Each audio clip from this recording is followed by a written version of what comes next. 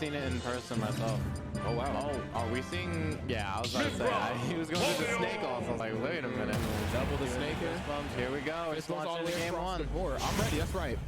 Let's lock it in right now. So, of course, I mean, you know, you got Cloud, and you honestly, let me rephrase this. I think all four characters are pretty much built for singles and doubles.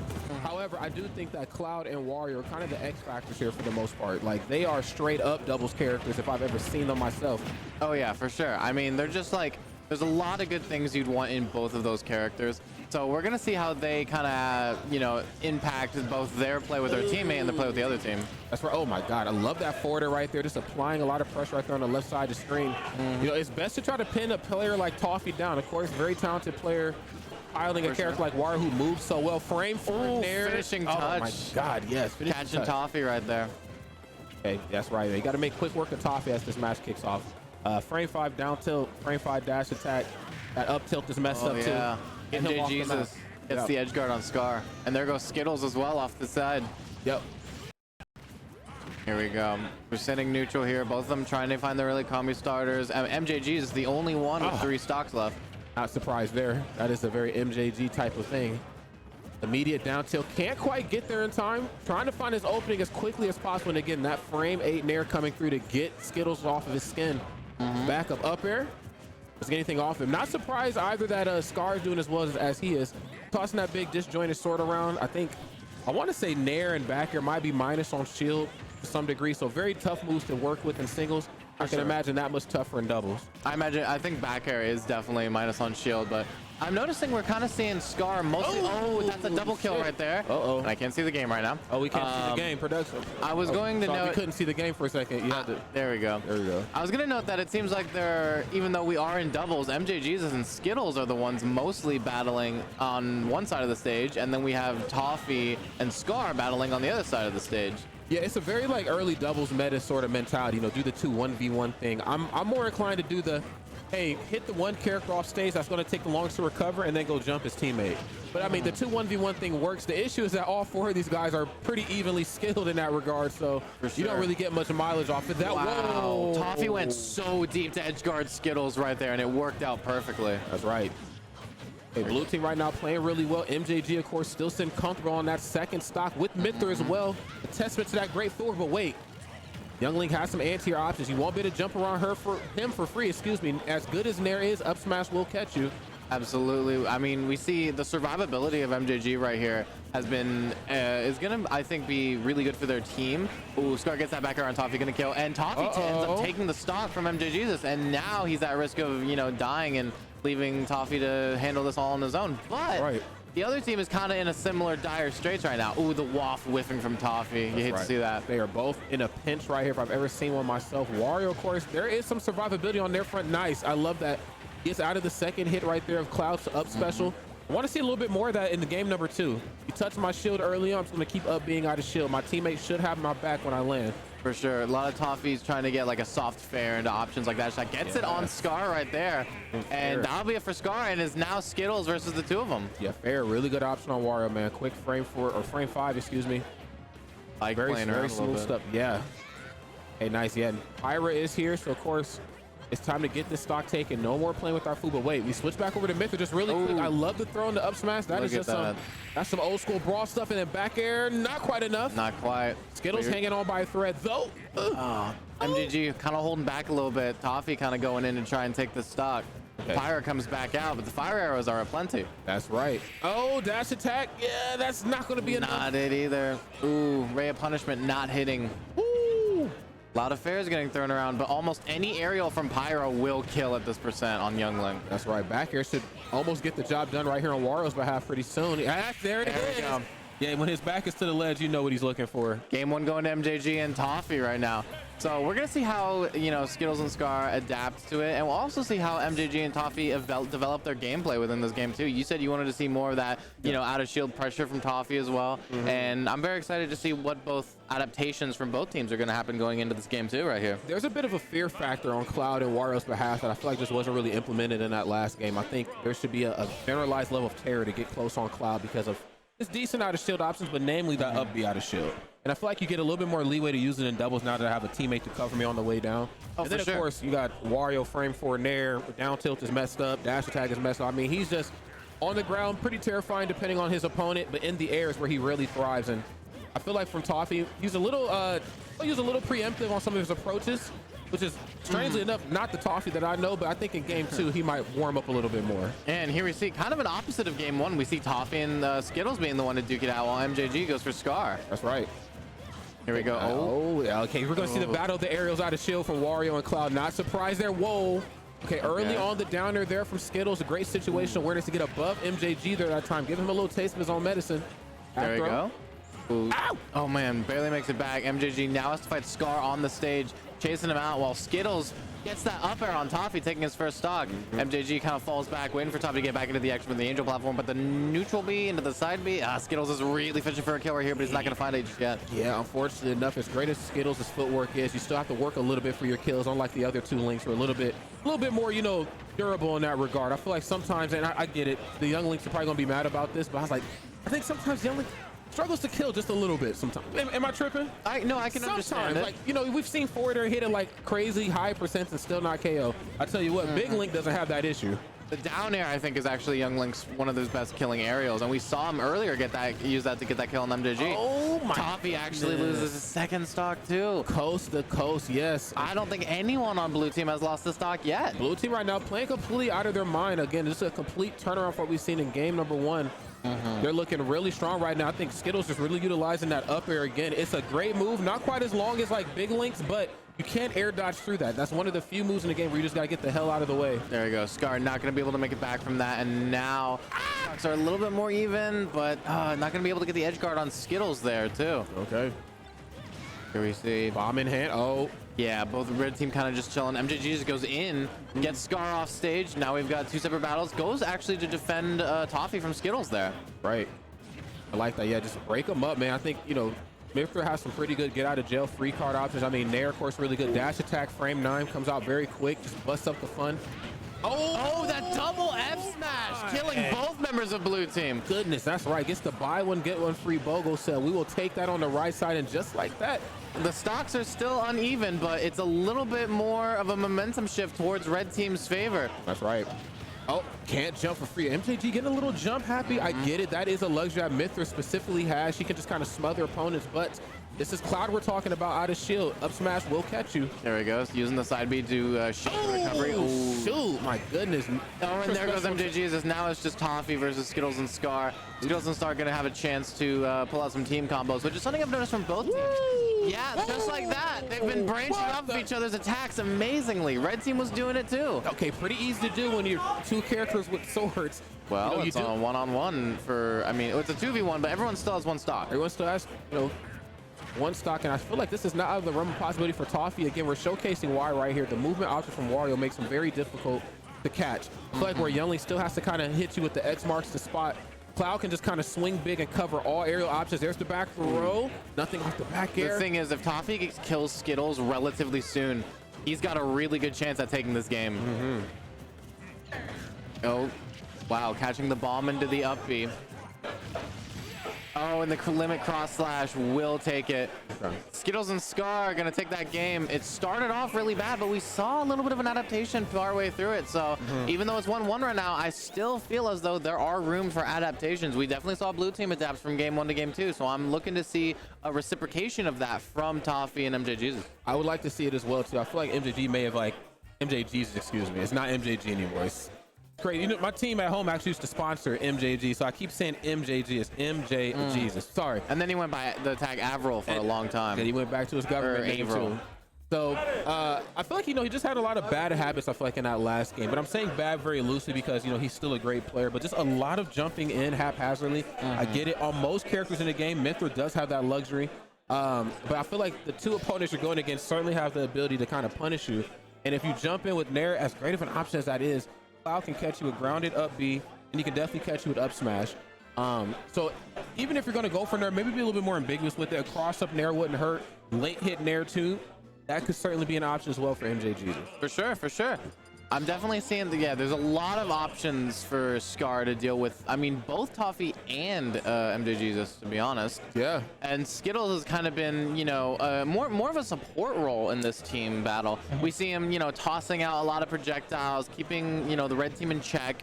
And also, he's the one kind of finding the kills a lot of time. We'll get that critical down air or up air. That's right. That's right. It kind of feels like Cloud's just kind of being the security guard to Young Link's superstar gameplay, which is very strange. I feel like Cloud, again, is a character that should breed terror in doubles for a multitude of reasons. Not even just a limit anymore in this game. Just, again, due to his normals and just being a swordy in doubles, you have the luxury of if my opponent throws or flies into me, any of my arrows should be able to catch for the follow-up. I mean, we've seen that in the 2v1. I want to see it when both characters are still alive and present on screen. So we'll see. There's that up B again. Absolutely. Yeah, this is just how you start this match off here. Great stuff here versus Toffee. Whoa! Ooh, wow. Gets that up B off stage. Oh, wow. Doesn't go for the suicide play either. I saw Toffee on this character select screen hover over Mega Man for a while, but ended up going back to Wario, which I think is the smart decision here. I still think it is as well. I think Mega Man would get out projectiled by Skittles in this matchup, to be honest. I think he would too, and I also just feel like the normals and like the grounded sense work a little bit more in Wario's favor. Again, you have that frame 5 down tilt, you got a quick dash attack, you got a frame 5 forward air, frame forward. I mean, you got some quick grounded options. Now, of course, the trade-off is that Wario is stubby, and thank God that he is, because could you imagine if he was, he'd be the most terrifying character to deal with. Love that down there. No tech from Scar.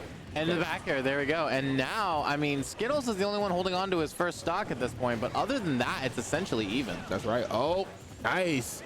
Wow, okay, Scar, defending the ledge until Skittles can make it back. But the back air is going to take a pretty even game right now. Yeah, great presence of mind right there for Scar to go for like a delayed cross slash too, just waiting it out, making sure that, Toffee can't get in and apply any sort of real pressure. There's the nair. Of course, breaking up the fun, and I'm seeing just the Skittles show on the left side of the screen. I think it's in Toffee's best interest. If you're going to deal with Skittles, and make sure that it's like 2v2. I wouldn't try to break away and 1v1 him. I agree with that. Yeah, his precision right now with like bow and arrow and boomerang up into up air into down air have been pretty much on point. There's a forward air. Oh, the percents are climbing for red team here, but none of them have died yet. They're definitely, keeping up with the blue team. Definitely trying to. Oh, and then the half wop, and that's gonna take Scar's stock early. That was the kind of play they needed. Wait a minute, but wait, easy come, easy go. Feel like he tried to go for the suicide attempt there. Great presence of mind, but just executed a little late. Okay, ooh, there we go. Gets the side B footstool. Getting fancy right here on this right side, and smart. I love the way Toffee's spacing those arrows. A lot of fall away forward arrows in there, just not allowing any more hits out of shield from Scar. The stocks are. This is essentially a dead game. Oh, but the percent on Scar just climbed right there. Honestly, if they get Scar like dead here and he takes Skittles the second stock, I think that is the best case scenario for red team right here. I think so as well. That could be the difference maker. We're gonna have to see how it all unfolds though. Ooh, I saw the foresight. My God, yes, the foresight came through. I see the future. I see you coming. Something about Xenoblade characters and seeing the future, man. I don't know what it is. Something's in there, man. All the stocks are even, but Scar might die soon, especially with a well-placed team combo with Pyro. They're spending a lot of uncomfortable time, I think, in the corner, and namely off stage. I'd like to see Scar take a little bit more of a firm approach to the middle of the stage. Stay like in the bubble, that little circle in small battlefield. And again, just use your arrows to space out and just force your hand in the match. I feel like we're just not seeing any of those aerials come out here from Scar. Speaking of spacing aerials, we saw Toffee there just trying to get the back air. Like his life depended on it, and he's doing it again. He wants Scar dead so badly. Just throwing out Wario back air over and over and over again. Gets the soft air. Scar's off stage as it has to use limit to get back. Very nice for him to burn it for the red team. Okay, there's the back throw. There's the forward air, of course. A little out of position for the back air. 155 on Scar right now, but the stocks are still even, which means there's still a good chance for blue team to take this game. Oh, saves his jump smart. Okay, again, these dash attacks coming through for MJ. Yeah, that's it. Quicker option, of course, just busting up the fun. Skittles, unfortunately, all by his lonesome here. And we said that Skittles was kind of in more of a support role. So now that he's alone versus MJ Jesus and Toffee right now, he's probably going to struggle a little bit here, but it's not impossible for sure. No, absolutely not. It's not out of the realm of possibility. Okay, pretty telegraph off right there in the corner, but that's okay. Still pins Skittles down, and of course, more than anything else, you have to stop him from moving. Oh God, he's been so out the money. I would have loved to see MJ Jesus follow up after that half loft because the damage on Skittles' shield was so immense. Yeah. Oh my God, he's been so good at like any of his special attacks into up air and down air. Okay, nice. Immediate cross up on forward air, cross up back air out of shield. Nothing, no real quick options from Pyro's behalf. Mithra maybe. Back air is getting tossed out a lot, but the dash attack right there, that's gonna take it. Toffee and MJ Jesus taking it over Scars and Skittles in a game 3 set. Great adaptations from both teams. We saw it go back and forth for both teams, changing their play and like getting great team combos on one another to make it. But we saw there that, you know, the adaptation, it was MJ Jesus and Toffee's turn to adapt that time. Yeah, no doubt about it. I just, again, you know, the adjustments that we needed to see, I think, on one side certainly started to come through in a big way. One thing I can't ignore is how great Wario is out of shield. You know, I mean, just standard aerials between, you know, Nair and forward air, of course, some of those quicker options to put on percent, and also the bust up the fun came through. Then we also see more back airs. And even if the back airs didn't connect, I feel like the looming threat of the option, especially if the ledge was enough.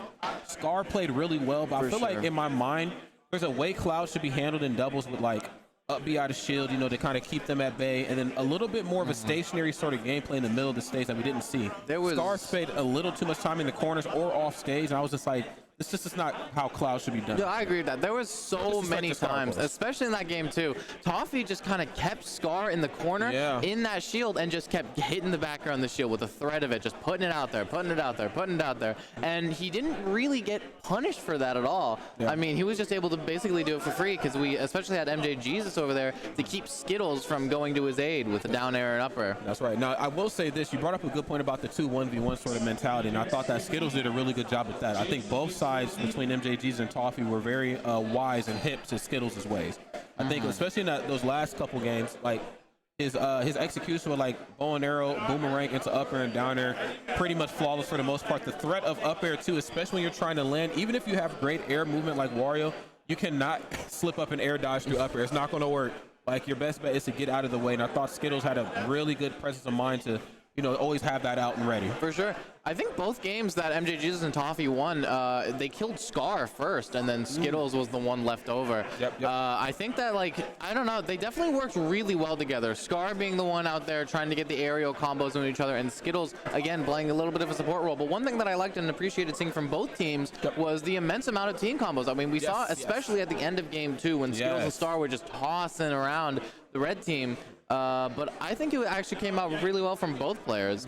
We saw so many instances of like down throw from Toffee into Mithra up smash from MJ Jesus. That's right, no doubt. I feel like you do have that luxury when you play two swordies, and not only just two swordies, because not everybody can combo in the game that has a good sword, or a big sword, excuse me. But I think, you know, Young Link and Cloud specifically, they have the ability to pass back and forth. We've seen in, you know, Smash 4 double Cloud how well they can pass back and forth with Nair and back air. I mean, we've seen everything that Young Link can definitely do, you know, still even in this current state of Smash Ultimate. So clean stuff to both of those two. Of course, they're going to take a trip over to the loser side. Toffee and MJ Jesus are going to move on to the next round. I believe we have Very Freezer. I see Very Freezer for sure. Who I haven't actually caught up with in the spell. Not playing Luigi anymore. Playing was once upon a time Olimar. They dropped him. I know last time I saw him play, he was playing Robin Wii Fit. Robin Wii Fit, that's right. And Wii Fit, I'd imagine, is the one that's going to get it done in doubles. Even though Rob is no slouch by any stretch of the imagination, Wii Fit is built for that format. For sure, for sure. And on the other side, and I'm going to be honest, I'm going to butcher this every time. I don't know if that's Lucky or if that's Loaf. Damn twins, they look identical. For sure.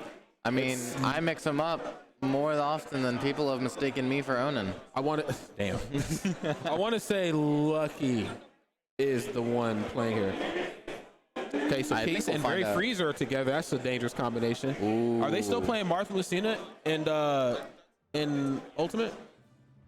I'm not sure. I don't think I've actually seen them play that much. Okay. I recognize the name for sure, but I don't think I've commentated one of their sets before. And I remember back in Smash 4 when they were coming to Nebraska, they were like the premier Martha Lucina from the Heartland, but not exactly sure what's going on these days. If it is Martha Lucina, those two characters, of course, certainly built for doubles.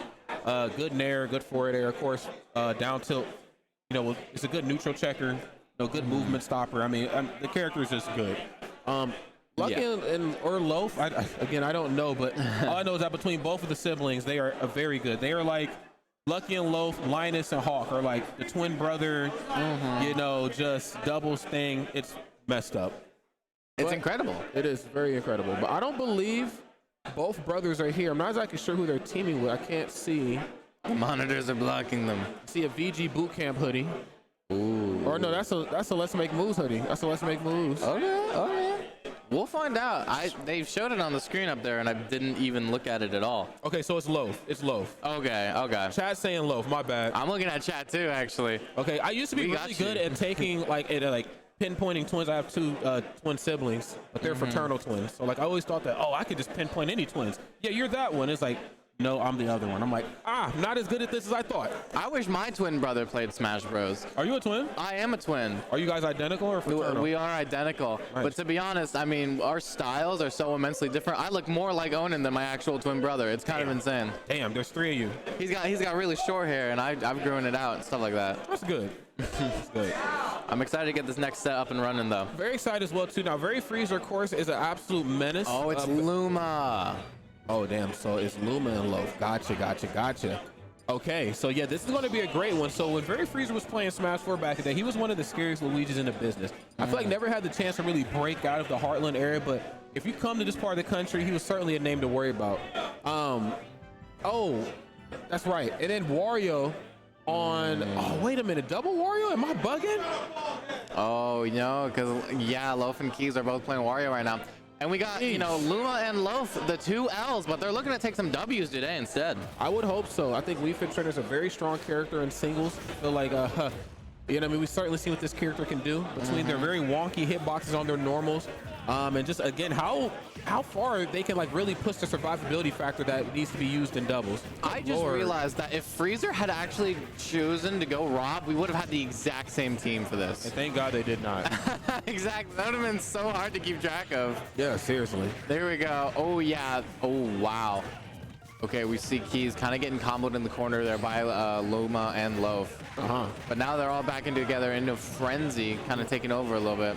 It looks more like a free-for-all right now. I think all 4 players really struggling to... Oh, is this the other side of winner's semifinals? I believe so. Okay. Not surprised to see either of these 4 names here. I think both sets of teams have certainly proven their prowess in doubles. Oh, for sure. Oh, my God. Okay, no platforms. So this is where things get a little... Oh, I spoke too soon. They're back. But yeah, they're back, but... The return, right? But nothing really towards center stage. So this is going to... Oh, my God, yes. Wow, into the up smash. That was crazy. Yeah, Keys kind of losing his stock there to an insane interaction between all 4 players. Freezer's now off stage, gets the Sun Salutation on Luma right now. There you go. Both blue team in the corner right now. Red team trying to push their advantage hard. Freezer gets everyone out of the corner, though, and it gets a deep breathing off. It's a deep breathing at 130%. I'd like to say Very Freezer's in some sort of trouble, but this is a Wii Fit, and of course, piloted by a strong player like Very Freezer. Survivability is going to be a thing. Hasn't even spent any time off stage. Has just gotten most of their mileage off of playing on center stage, but up smash is going to shut it down. And we see, I mean, blue team's got 1 more stock right now, but like it's been a pretty back and forth game, and more so than that, it's been a fast game. These guys have been losing stocks pretty quickly. It's just been high-paced action. I mean, for characters like Rob and Wii Fit, you would not always expect high-paced action, but that's definitely what we're seeing right here. I do not attribute fast gameplay to them at all. I can even say the same for Wario, too. We've seen Wario matches that have certainly gone down to the final moments. For sure. Okay, another Nair, of course. It's going to be very easy to do right here on a Rob. I think, again, Rob, as scary as they are in the grounded sense, we know that the biggest weakness, their Achilles heel or wheel, whatever the hell he uses to get around on, is definitely his inability to land comfortably. And Wario's going to be able to exploit that. It's same that Wii Fit as well. That deep breathing up smash almost killed Rob on Town and City at 99%. This character is so underrated because, like, that's insane. That's not okay. It's not okay. Okay, here we go. They're both kind of playing around right now. They're just tossing each other around with aerials. I mean, it's like a pizza shop in here, the amount of dough getting tossed, but the walk there is going to kill Freezer and Luma. There's the dough right It's there. a dead even game right now. The only difference is that Loaf has a really high percent, while Keys can actually still live for a little while longer. Okay, we see here. Okay, yeah. I love the crouch in the corner. Percent's a little high, so I'm going to break away from the match a little bit. Great parry. Doesn't get anything off it, and you'd be unwise to try to challenge Wii Fit in that regard. You get the parry, just, take it as I got the hell out of jail for free. Back up. Whoa, we see Keys and Very Freezer teaming up on Luma in the corner. Loaf unable to do anything. Finally gets in to help out the teammate. Fight coming out from Keys. They've got them both in the air, juggling around. Oh no. Okay, nice. Going to go for the down. In the back air, yeah. Yes. Now this is still, I think, semi-doable. Down tilt, of course, going to be a great poke option. Quick frame 5 move. Yeah. Oh, and that kills. Whoa. Wait a minute. Oh, wow. I don't even know what move Wii Fit just did, but I know it was a bunch of big seconds. Felt like F tilt. I want to say it may have been F tilt. I think so. Hold on, I got the stream up. Oh, I've just missed it. God damn it. I think it was F tilt. Oh, it was fair? It was fair. Okay. Yeah, I think he was put in the air by a move or something. Okay, that would make sense. So great stuff right there. That's how you kind of hold strong to the very finish. Even at 171%, Wario's still at his very most dangerous. It's very smart to, handle him. Handle Wario the same way at 0% as you would at 170%. Yeah, because waft is a thing. Like we were saying earlier, it was a fast game. People were getting tossed around with aerials. People were getting comboed. People were like dying really early to stuff like waft and we fit deep breathing. I mean, this is a game where they have just gone back and forth with killing and just. There's no stopping them. The gravy train has started to roll. It has certainly started to roll here, friends. And just to answer the question for the up team time, Steve is not banned at this particular tournament, but all tournaments after this one in this region of the country, he will certainly be banned. This tournament was just a little too close to the banning, and so in all fairness, it wouldn't be right to ban him. But next sweet spot, you can bet your bottom dollar. If Nintendo doesn't fix that, he will be banned. Yeah, no PMLG either. That's something we can't do at this tournament. But here we go, launching into game 2 here, running it back as well. Okay. No surprise here, of course. I think this stage benefits all 4 characters. I think, Rob, you have the platforms to land comfortably. Definitely was not a stage issue last time. So, I mean, if it's good for everyone, why not go back? Why not? I'll take it. A quick forwarder, nothing off of and every time every time Rob's forward or any of his aerials are going to miss, you can bet your bottom dollar that a fair or nair out of shield on Wario's behalf is going to be there for the follow-up afterwards. Okay. Look at this. Red team is already at 100%, and it's been 30 seconds. I know, right? That's insane. Oh, my. And Loaf is dead. Making quick work of Loaf and Illuma. Wow. Great stuff right here. Red team struggling as this match kind of trails on. Very strange to see, I think, oh, nice, okay, very good. Very Freezer only at 49 right now, and both Red Team members have lost the stock. I mean, this is a great lead that they're launching into this game 2 with. I would have to say so myself. I think there's just a lot of jumping around that I feel like Wario, really both characters on the blue team are going to do, to get their neutral started, especially when the match is on the ground. I think Rob kind of threatens that space with up tilt and of course up smash. I'd like to see a little bit more of that because he's getting jumped around on for free. For sure, for sure. Okay, there's the falling upper. I'll take that. Tried to get that F smash there. Guess a nair instead. Both red team members in the center with the blue team members flanking the ledges right now.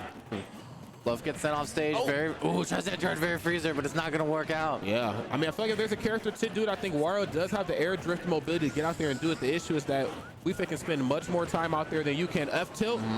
Gets the deep breathing off. Okay, nice. That's how you salute the soul. There we go. Oh, wow. What a trade. And both Warios lived that. Out of all the people I expected to die there, I thought Keys would die for sure, and he's the only one who lived. Okay, here we go. Another fair. I feel like very Freezer's, of course, and kind of imposing his will on all fronts here in this double set. The ground control belongs to him. He's made it very apparent that you cannot jump around me for free. But the air control, his utilization of fair and nair, especially after deep breathing, that is just the stuff of nightmares. And he knows how to apply it on thick here. Great. Nice, gets the back hitbox to F tilt. Up throw? No, forward throw. Forward throw, there we go. Okay, we see Luma trying to go up in up air keys, but it's not going to work out. Very Freezer, wow, avoiding the F smash from Rob because of the hurtbox shift from that throw animation. That was like phenomenal to see. Now Freezer's got Luma on the ledge with deep breathing. Wow, Loaf came in defending his teammate right there. Okay, just the back air. Loaf coming through in a big way indeed. Okay, now get off that platform. Okay, Wario's he's glowing though, so it's about to get real scary. Okay. The back air. Oh, one more bear here, and Freezer could have died, but Loaf is just not able to find it. I just want to mention that Keys lives to almost 200% as Wario. We're talking about like phenomenal leads for the blue team. That went so far in extending their lead, with the infamous turn extra credit. There was so much of it. It was a whole letter grade. Whole letter grade, night school, early class, everything, yo. Yeah, looking really good right now. Red team, though, of course, really struggling, bleeding out. Oh, wow, the waft getting its hitbox extended by the soccer ball so that it didn't hit. Oh my goodness. Wow. This is anything but good right here for Luma. Luma, of course, exiting stage left. Loaf all by their lonesome. Here we go. The immediate back here. Loaf versus the world. Oh, just kind of let him. He fell off stage. The man was out of a jump. Yeah, and now it's Keys and Very Freezer versus Loaf. Loaf at 102. But, I mean, he's already used waft. Both Warios. Oh, look at that. Woo! That was phenomenal. That was very good. Team Kansas doing it big right here. Sweet spot number 7, showcasing how great Wario is in doubles and how doubles should be played. Are you good? Are you good to keep going, or do you want to take a break? We're good. I'm fine. Yeah, we'll do a couple more. Yeah, we'll do a couple Are you cool if I swap you out so I can get other people I promised? I can stick you on second streams. Okay, sure. All right. Sorry, it's scuffed. I'll be headed off for right now, chat. Thank you guys so much. Been a pleasure to have you here, and thank you, Rodney, for commentating with me. It's been an absolute pleasure to. We'll definitely do it again later, no doubt. Oh, for sure, for sure. Chat, hope you enjoy. I think I'm gonna get moved to a secondary stream, so you know, cool beans. I'll see you guys later. All right. So again, friends, if you're just tuning in, you know that this is twitch.tv/VGBootCamp, the main channel. Thank you all for tuning in, of course. The Loftons, Xanadu friends, Gimmer, all those people up there at MDVA. Big thank you guys for letting us use your channel here in the Heartland. Oh, are you taking over? Awesome. Super excited. Super excited to be here. I haven't been to Sweet Spot since the Sweet Spot Reloaded, so it's been at least 6 years or so. Yeah, this is the, I believe, new record for the KC highest entrance actually count. It just recently broke Lua 4. Now, I know this is obviously like doubling Melee, even a bit of Smash 4 and Ultimate, but it's still very impressive to do. So, yes. Congrats to Sweet Spot. And thank you to Level Up Arena as well for powering us. And I think Gatorade also supplied a bit of our stuff, so it's good to know. Hell yeah. Big shout out to Gatorade, of course, keeping us amped up and energized. Yeah, this is dope. I was telling the chat I haven't been to Sweet Spot since like 2016, so it's nice to be back. And the return. Yeah, the return. That's right. But it's a return to Sweet Spot too, since I believe quarantine stopped it from going for one of the I think they used to be like an annual something event. Unless I'm mistaken, I think it was routine. I think quarantine stopped it. Yes. So excited, of course, as always to be back. We got some great players here in tennis. You got Onin, of course, I believe is the heaviest hitter here alongside Paulo Kage. But then we also have some like regional killers as well too. Toffee, Very Freezer, MJ Jesus, Scar. Yeah, we got Justin 22, Death Spade. Yes, a lot of killers over here. So yeah, this is going to be a great one. I think doubles, of course, has certainly proven that. Oh, of course, I can't forget about Epic Gabriel. Oh, yeah, true. Yeah, no, Epic Gabriel's known for just going out of region. He goes to whatever, like, if he sees a regional for, like, more than $500, he's there. He's there. He's driving 12 hours, does not matter. Because I usually just see him just mopping them up, farming them. But he's had a very few close calls, or he's had a couple of close calls out there. I've been watching some of the sets with him, and he's gone to last stock quite a few times. Yes. But, yo, he's a powerful figure in doubles. So. Definitely. Yes, a top professional talent for sure. So I'm not surprised at those final moments in doubles. He was able to clutch it out. So Epic Gabriel, of course, Nebraska transplant, coming in from Florida, has found I guess I can call it a home here for him at this point. I think he's comfortable now. And it's nice to be able to see, more out-of-region talent, kind of pull this part of the country. Because back in Smash 4, like, the Midwest was pretty much just the Midwest, and nobody really came here to compete, especially, like, the Western part. So it's nice to have well-traveled, well-versed players here. Yeah, it's good to see, like, the respective people coming out here being like, yeah, I'm kind of scared of KC, Like, the heavy hitters here, they make upsets all the time. Like, Toffee made a really big run back in the earlier Luas, beating, like, Send. We've had some wins on Goblin. Like, some of our PR players have wins on Goblin. He did beat Send at one. Because I went to Level Up Arena 2 or 3. Before just the last one. Yeah, Lua 4 was the most recent one. Okay. I believe that was a win by Skittles. Skittles just took it for his Midwest boys. Nice. We take those. Okay, well, so I believe we have Epic Gabriel, and the other two gentlemen, I seen them play earlier. They played my carpool actually from Nebraska, and it was a Yoshi and a Sora, if I'm not mistaken. So he has a Sora and he has a Cloud. Number 7 on the PR of South Dakota, actually. Oh, wow. Yeah, very good player. I just played with him earlier in friendlies. First person I played walks up. He's like, "Yeah, what's up, man? You want to play some fun games?" I didn't know who he was at first. I got smoked. I got bodied. I got rolled. I'm not gonna lie. I'm a commentator at heart, bro. I cannot play. I did get smoked a little. His Cloud and his Sora, very competent. He's a box controller because he has, I think, hand issues from playing GameCube. So nice, no doubt. Yeah. I mean, some of the commentators are good, man. I think Hazmat, I think.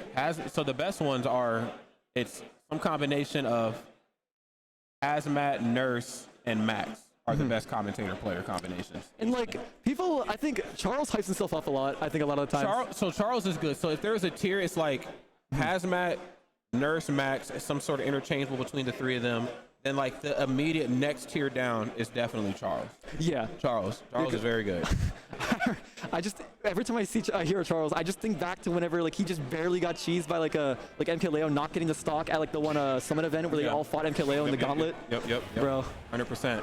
Yeah, he's very good. Big shout out to my boy Charles. I'll see you soon, my man. Let's go ahead and get it right here. First game, Epic Gabriel and Zen. That's right. That's what's teaming together. So Robin Pikachu Two characters I think are very good in doubles. However, there is a Sora and a Yoshi on the other side, which could spell trouble a bit for Rob, but you know, Rob might be in trouble, but as long as Epic Gabriel's not in trouble, then they should be okay. Oh, immediate forward air laser. Yoshi way out into the magnifying glass.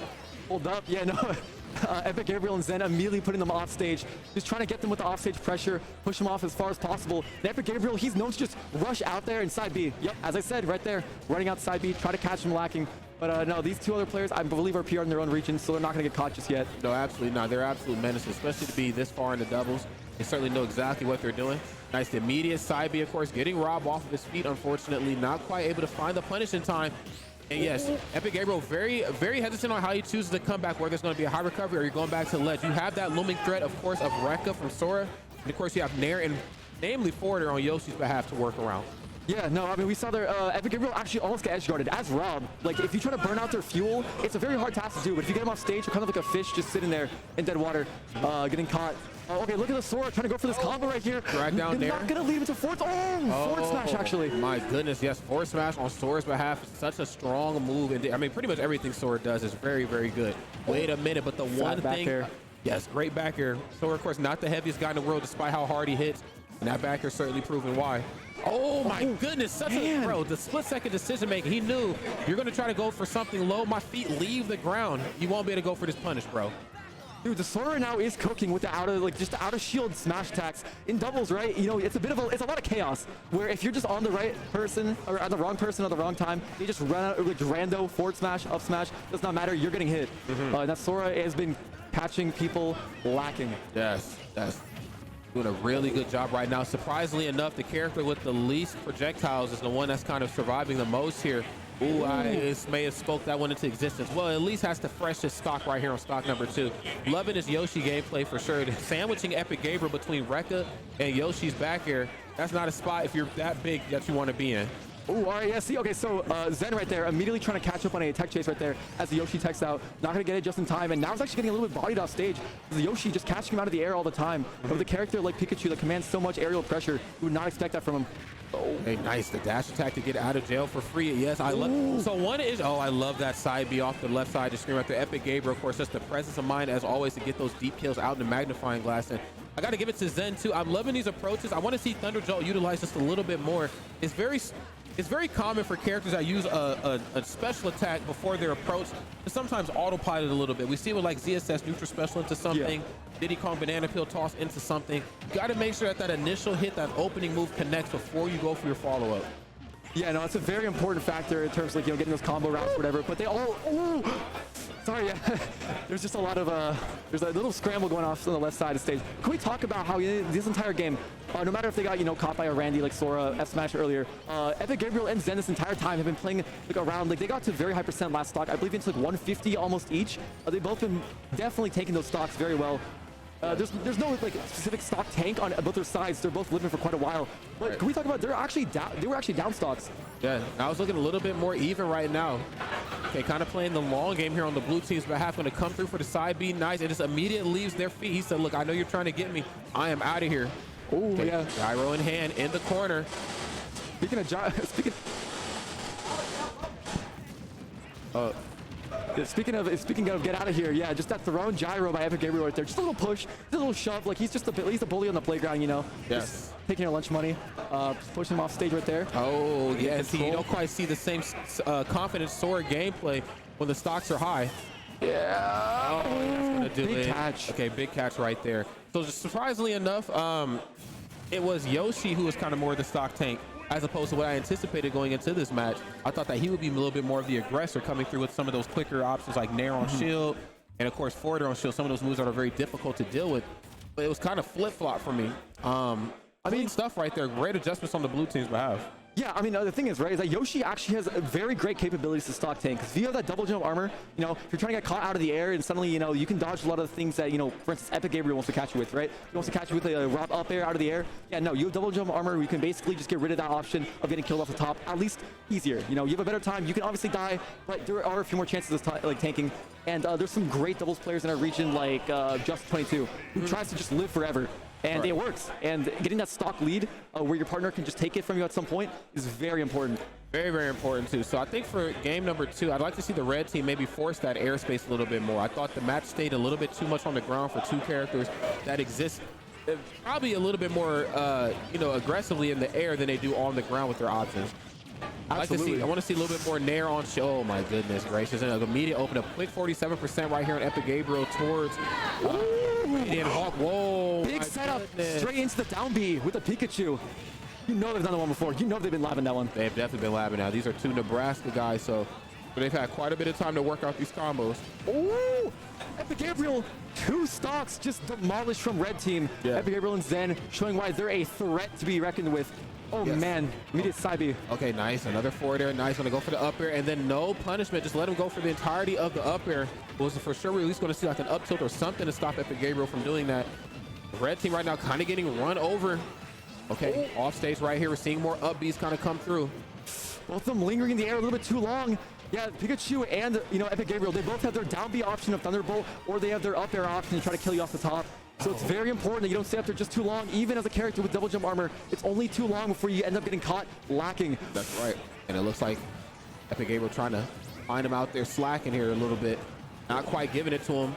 He's going to go for the Thunder, forcing him to the ledge, and such an ambiguous approach back to the stage for sure. I thought Epic Gabriel was maybe going to go for the ledge. Decided to actually go for the high recovery up, throwing him for a loop. Oh, yeah, he's going deep. He said, you could go deep. I could go deeper, bro. We out. Oh, we out here. We out here. All right, little Blizzaga just stalling out for time a bit. It actually does work. Getting hit out right there. Yeah, no, while it was looking like Yoshi could have maybe gotten beat up off stage, then it turned into an Epic Gabriel stock getting lost. But they still have 4 stocks in total, and red team's only looking more and more dying. That's right. This is getting a little out of control right now. Again, you're kind of allowing both players on the blue team to smother you, kind of get you guys caught into a corner. And I mean, at that point, when they just swing big, you in some trouble. Wow, Sora out of the picture here. Epic Gabriel shutting this match down. Okay. All right, you see Sora, right? He's been going for the just the down throws into the nairs. This train's gonna keep on going. Woo! The conductor's still cooking. That's right. Yeah, I love that up. We're gonna go for the up throw here this time. Nice, and just waits it out, lets the damage come to him. Epic Gabriel, of course, utilizing how great some of the ground options are. All right, yeah, Epic Gabriel not getting punched for going too low. Running into the forward smash right there. Now, I was talking to the Sora player earlier. He claimed that he thought that forward smash on Sora was the best forward smash in the game. I don't know about that. I asked him about Pac-Man, and he was like, you met Pac-Man, bro? Yeah, go watch T versus the Buzz at Genesis, and you'll see why Pac-Man's forward smash might be a little better. If you watch any Mars stream where he's like talking about Pac-Man, he's like, yeah, it's just a forward smash. And like, no, that's just a final smash. And you can see why. You know, we're out the middle stage from 70%. You got to hold that. Yeah, facts, man. I think even Pikachu's up forward smash, if spaced properly, is pretty damn good. May not be quite as strong, but like in terms of it being as safe as it is, Sora's is up there, but it ain't the best, though.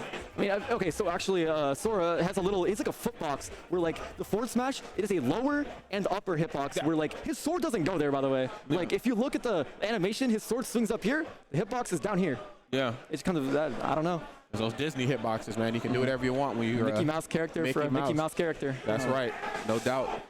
Yeah, but no, we are back again, friends. Just tune in to Sweet Spot number 7. We are here having some fun here in Kansas, and it's been a very long time since I've been back, so I'm happy to be here. Drove 3 hours. No, that's nothing, of course. It's coming from Nebraska. Got in probably around 9, grabbed some late dinner, looked at bracket, prepared for today. And I'm having a great time, man. It's been like 6 years since I've been to Sweet Spot, so this is dope. It's good to have you back in the Midwest, man. I mean, you were at Genesis, right? Doing you're doing some deals up there.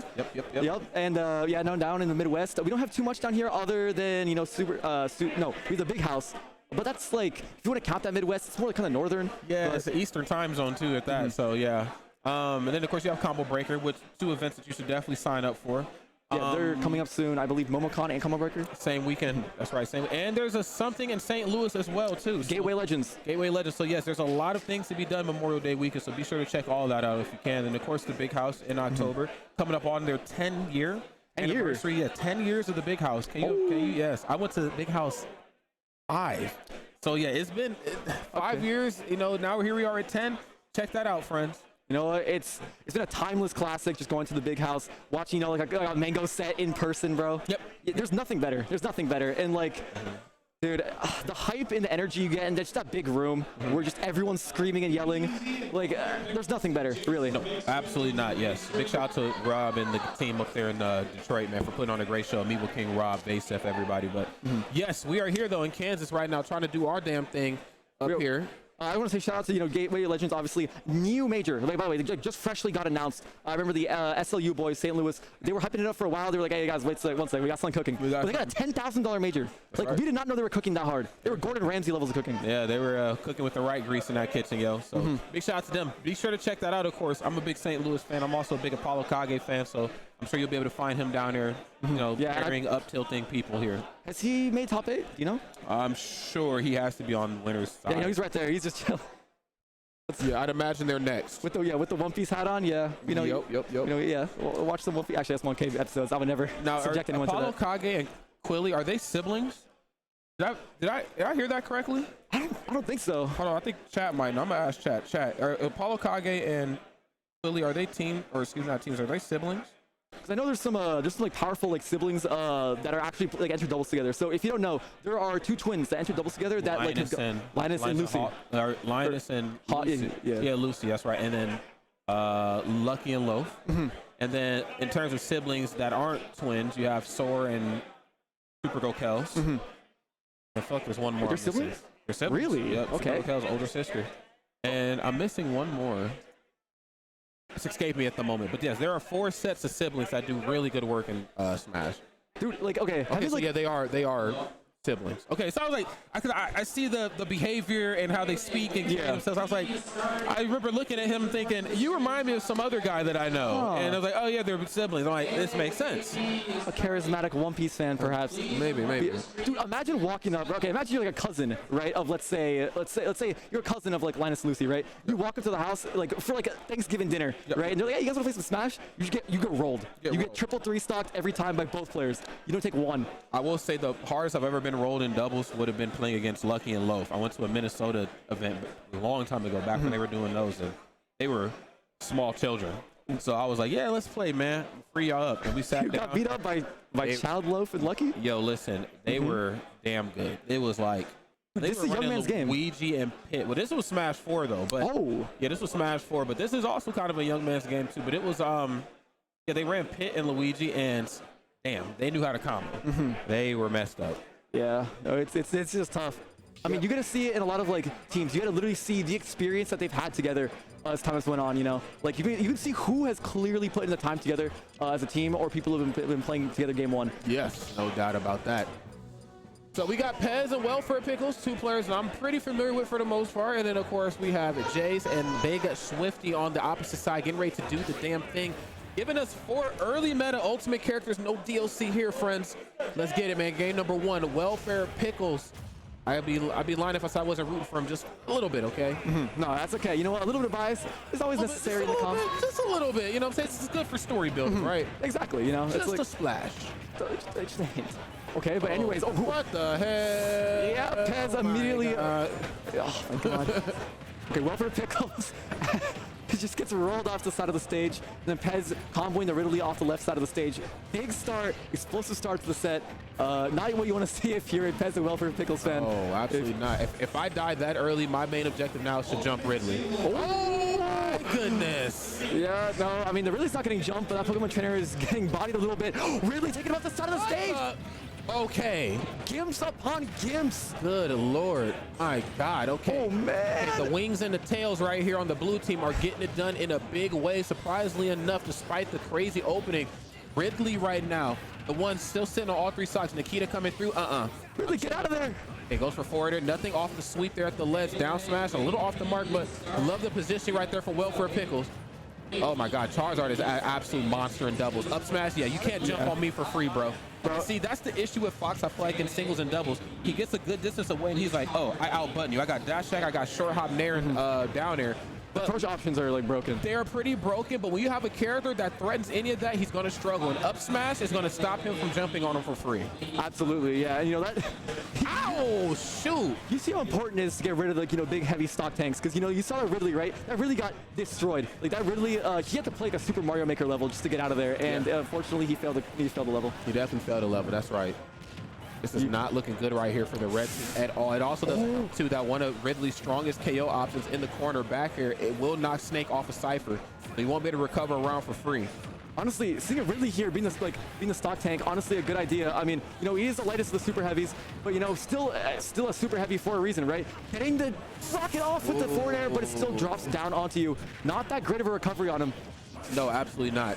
Oh, but it does not seem to matter. Unfortunately, well for Pickles all by their lonesome immediately tosses out the forward air, or excuse me, forward tilt quick frame 4 option. At least the first hit is. I don't know if the second hit is 4, but initial hit pretty damn fast. I think off the. Ooh! For what reason? It's not good. Okay. What happened? What happened over there? I just. Yeah. I don't like that. You know what? Okay. At that point, though, right? It's either you give him set data on like what you're trying to do as an individual, or you just SD. You just SD. Because like as a snake. Yeah. As a snake. It's already an uphill battle, like depending on the matchup in doubles, and then it's a 2v1. It's like my options out of shield, my grounded options, me off stage. Which I'm going to be off stage. I'm going to get hit. Yeah, it might just be best to call it right there. Yeah, I mean, like, unless you're like Apollo Kage, right? I mean, trying to call 2 people out with grenades, mines, calling them out with a bunch of explosives, it's kind of hard. Keeping track of 2 people, you know, in general is hard. But then whenever you're playing Snake, a character where you need to have the utmost focus, you know, on everything that your like opponents are doing, it just only gets harder for you. So I don't know if it was intentional. I don't know if it wasn't. But either way, I mean, it's going into game 2. Going into game 2, you're always guaranteed a game 2 no matter what the format is. So this is your time to really thrive and turn this into something. Okay, opens up immediately. He's sticky though. Okay, he's sticky, but it's back on. Okay, it's back on Welfare Pickle, so gotta stay mindful of that. Meanwhile, we do have Ivysaur now, who is an absolute monster, I think, in doubles as well. You have that short hop Nair, a good party buster upper. You know, again, busts up, you know, both sides of the red team. You have back there, you have forward air, space as safely as possible. Especially when Snake wants to get a little grenade happy. You know, I just love seeing Ivysaur's run combat. You know, I always just hear like the bum, bum, bum, bum, bum. Like, I just hear the Pokemon music every single time Ivysaur runs up for a quick battle. Thinking, bro, like, you took him down the void, took Pez just straight into the void with the down air. Bad Ivysaur down air. This is a little unfortunate, man. We're seeing kind of a rinse and repeat from game number 1 where Pez has kind of got mollywopped to kick this game off. Once one of these 2 sides here on the red team, they have to kind of step into the forefront and kind of play point guard. There's a quick up smash. I want to see some more of those. You can smother Ridley. You can't. I tell you it's ill-advised to smother Charizard, but Ridley, I feel like, oh my goodness, you can do that on up air though. 47? Yeah, taking off the top. It's over for him. All right. I mean, yeah, now it's down to both equal stocks. I mean, Pez hurting just a little bit right there. Fox, not the heaviest character in the world. Still has to be careful, you know, of like an Ivysaur aerial, taking him off stage. And then, you know, Ivysaur's great tools to edge guard it like Fox. That's right. That's right. Right there. Okay. Okay, nice. Okay, back to the ledge. Okay, nice. I actually was probably anticipating a short hop, something off the ledge, up tilt into up air. Maybe just even the upper could have been enough to get it done. Oh my goodness, holds him down in place and hits him with the up air. Quick damage right there, just used as a cherry on top to make sure you are doubly dead. Red team right now bleeding out, but I think this is still within the realm of possibility. It's just, I feel like the weaknesses that Snake has, and it's one very glaring one, which of course is the off-stage game, is where I feel like Welfare Pickles has played a good chunk of this match. Yeah, with a character like Pokemon Trainer, you know, in disadvantage, like, okay, your advantage state whenever the opponent is just straight in disadvantage, especially with a really bad disadvantage like Snake, only gets more and more exacerbated as time goes on. And you just see more and more options for like, oh, I can just kill him there. With an Ivysaur aerial, maybe down air. Wait a minute. It's not going to be easy as Pez gets out smash to the top. This is very doable. Now, Welfare Pickles is going to have to dig deep and, of course, stay on that stock as long as possible. Well, never mind. Well, yeah, this is looking a little rough for them right now. Pez fighting for his life right there, but Welfare Pickles out of the game. Gonna be a little bit hard for them to make a comeback. We'll see what happens though. Running behind Ridley, knowing full well he can up smash out of shield is a dangerous move. But Pez, easy. I mean, with Fox, I guess you can be ballsy. You have the tool set to do so, but not a health. Up B downwards. No fear right there. I think you got to be a little fearless, I think, when it comes to Fox off stage, because he has those phenomenal magnet hands where he will recover from pretty uncomfortable distance away. Great stuff right there on both sides behalf, but wow. I got to give it to Jason Swift, I believe is their names. They were very, very good. Yeah, I mean, that's the thing. Yeah, look, him popping off a little bit, jumping down congratulatorily. I mean, here's the thing, right? I mean, if you look at the number, like the players, right? Yep. I believe Pez and Welfare Pickles, they were one of the higher seeded teams. If you look at Big Swifty as a name, right? Now, if you look at Big Swifty, are you thinking like, I'm getting 3 stock, I'm getting smoked? Like, all I'm saying, Swifties are too busy listening to the new album. All right, That's right. Midnight's is like the most streamed album ever in like the first week. They're too busy like streaming that over and over. That's it's right. on repeat. It's on repeat right now. They got the Spotify pulled up and locked in. Great stuff right there from both of those two. That was just really great match. Of course, that was the loser side. I believe we're going to jump over to the winner side of things right here. I believe it's Onan and Boo Bear that are about to lock in and play. So yes, friends, for the 12,000th time, I know people are going to come into the stream and ask because it's VGBootCamp and they're pulling up late. Steve is not banned at this tournament, but will be banned from tournaments here on out after this. This tournament was just a little bit too close to the decision in the final call. So yes, he is not banned here. We had like 300 entrants, then the tech got discovered. And it's like, okay, we don't want to announce it when people are coming here specifically to play Steve, right? Steve, like Onan, right? One of the examples. What's he gonna do? Like play his Crom? I mean, we know Onan as a player is very good, but like clearly it's. I don't know. It's gonna be me and Zen. Okay. I mean, hey, I think they might be switching out in comp soon. Yes, I'm down to rotate if somebody wants to jump on and whatever. Yes, sir. Hey, you know what? I got the Chick-fil-A. Oh, wait, we're not sponsored by them. Never mind. Oh, it's too late now, I think. I got my whole family on the sidelines. Yes, sir. That's right. That's support. Yes, sir. That's hey, what it's supposed to look like. Bro, I had to stay in a dorm like overnight. Let me tell you. Oh, wow. I woke up to puking outside. It was. Oh, nice. I don't miss the college days at all. Holy shit. Living situations are. I mean, listen, it makes you happy for where you are now, right? Yeah, exactly. I guess, yeah, I suppose. I mean, I came here and, when I was younger for commentary and, man, I ate a lot of shit, man. You know what I'm saying? Like, slept in some weird places and took a lot of mega buses and boom, boom, boom. But we in this joint now, though, right? Yeah, no, you made it. You had to sleep out in Cali, commentating Yep. Genesis or like doing announcing. Yeah. It's a good time. Genesis is a good time. Shout out to Boback and Sheridan, of course. That was like every Genesis since like 4. So that was like, yes, it just feels good to go. But we can also build our own Genesis here in the Heartland area, and I believe this tournament series is certainly kind of doing just that for us. A great start. I mean, we got Melee all the way in the back. If you can see back there, we got like a whole separate room for it. We got Ultimate up here cooking up for people. Like, look at the audience right here. Like, this is not even Top Cut yet. Nope. And we got the audience watching right here. I'm sure we're gonna get a lot more as we have Onan up here. Fan favorite. That's right. That's right. Let's see if his Pokemon packs up to start opening on stream. I know he's a fan of that. Is he a Pokemon fan? I'm actually a Pokemon fan. He was opening Pokemon cards, I believe, during one of the major top 8s and just holding it up to the screen. Yes, sir. Interesting. There is a card shop too just right around the corner. I might check that out here after this block. Hell yeah. Wait a minute. I mean, if you're hungry, there's always Chick-fil-A to check out as well. I did hit the Chick-fil-A. I got a salad this morning because I just wanted to make sure I had some brain food in me, like some strawberries and stuff. And I'm gonna be honest, are we swapping? Okay, we're swapping? Yeah, that was like the worst salad I've ever had in my life. But anyway, though, friends, we're actually going to swap out. I believe we've hit the top half here of doubles. So we're going to hand it over to another strong set of casters. Absolutely. My friend, it's been absolutely It's been good, man. That's right. I'm Gamer Moment, KS on Twitter, by the way. Make sure to follow if you're watching. Thank you all for having me on here. I should be back soon, actually, for singles. But it's been good. Yeah, man. It's been good.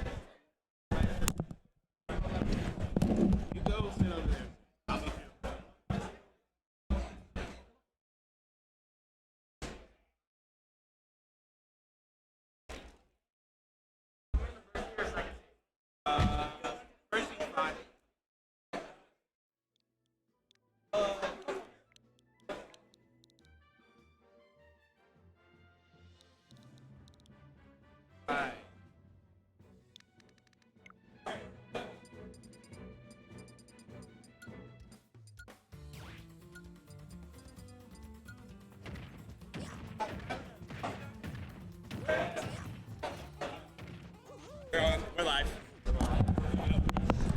Oh my god. Hi.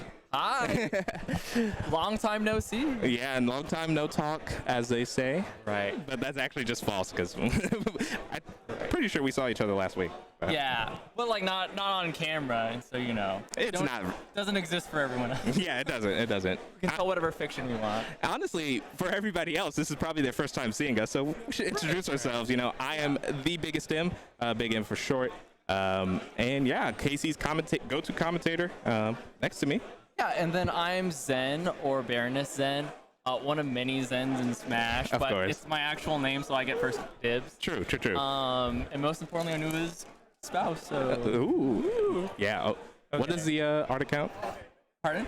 Onuwa _TF. Yep. Always got to plug the art account. Always gotta plug the art account. Yeah. Yep. It's really fun because now, like, I just paid for our whole trip here, and then we're gonna make a little, raw. Might make more than the person who wins. Yeah, exactly. But speaking of potential winners, so it's been a little bit while before we've been commentating, a little bit since we've seen each other. It's been forever since I've seen Case and Freezer.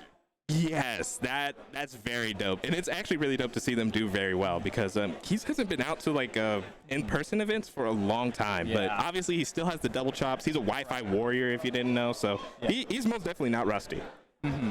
And I can't imagine Freezer is either. I mean, like, they're in winner semifinals. We have good doubles teams here. I thought Toffee and MJG were one of like the winner side teams. Are they on the other side? I think they're on the other side. Yeah, because they beat Skittles and Scar, so they're sitting pretty. And yes, you heard us. MJG of Brawl Frame and Toffee #1 in KC for the longest time. But so happy that our scene gets to be like a really good doubles scene. Between like, you know, having such a renowned doubles player. I think everyone stepped up, and then also you have a TO just that runs doubles every week. So that, exactly. You know, that'll help. That'll always help out.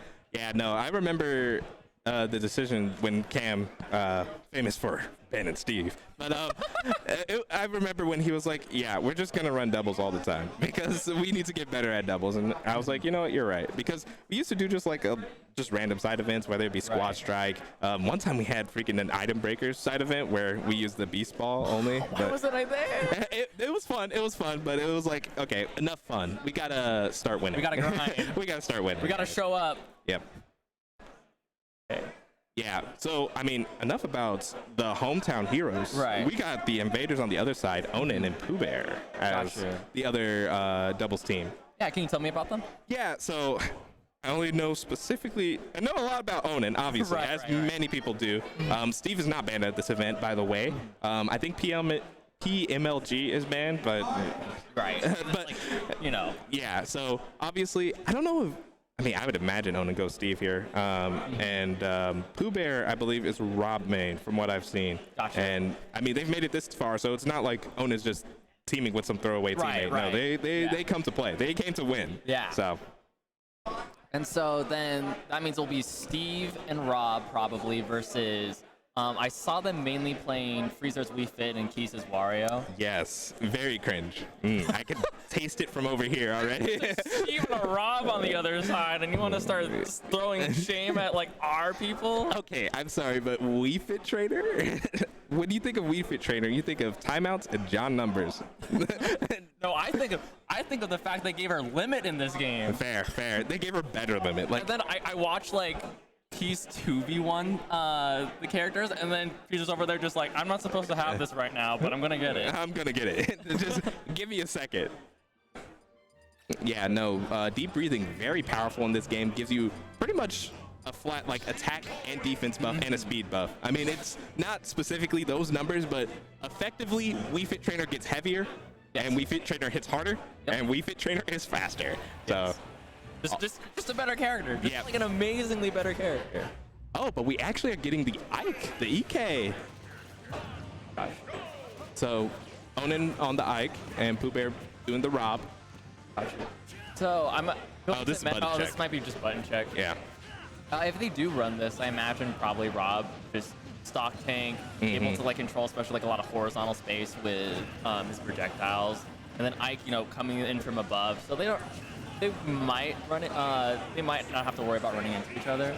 Yeah, for sure. And I mean, Rob's a monster in doubles. Like, you're gonna have to, people at home, be sure to keep count of Rob down throws, because whenever Rob down throws, especially in doubles, he's invincible the entire time. So your teammate could literally run up, charge F smash, and kill him immediately. Right, and Ike has like some of the best smash attacks in the game. Oh, for sure.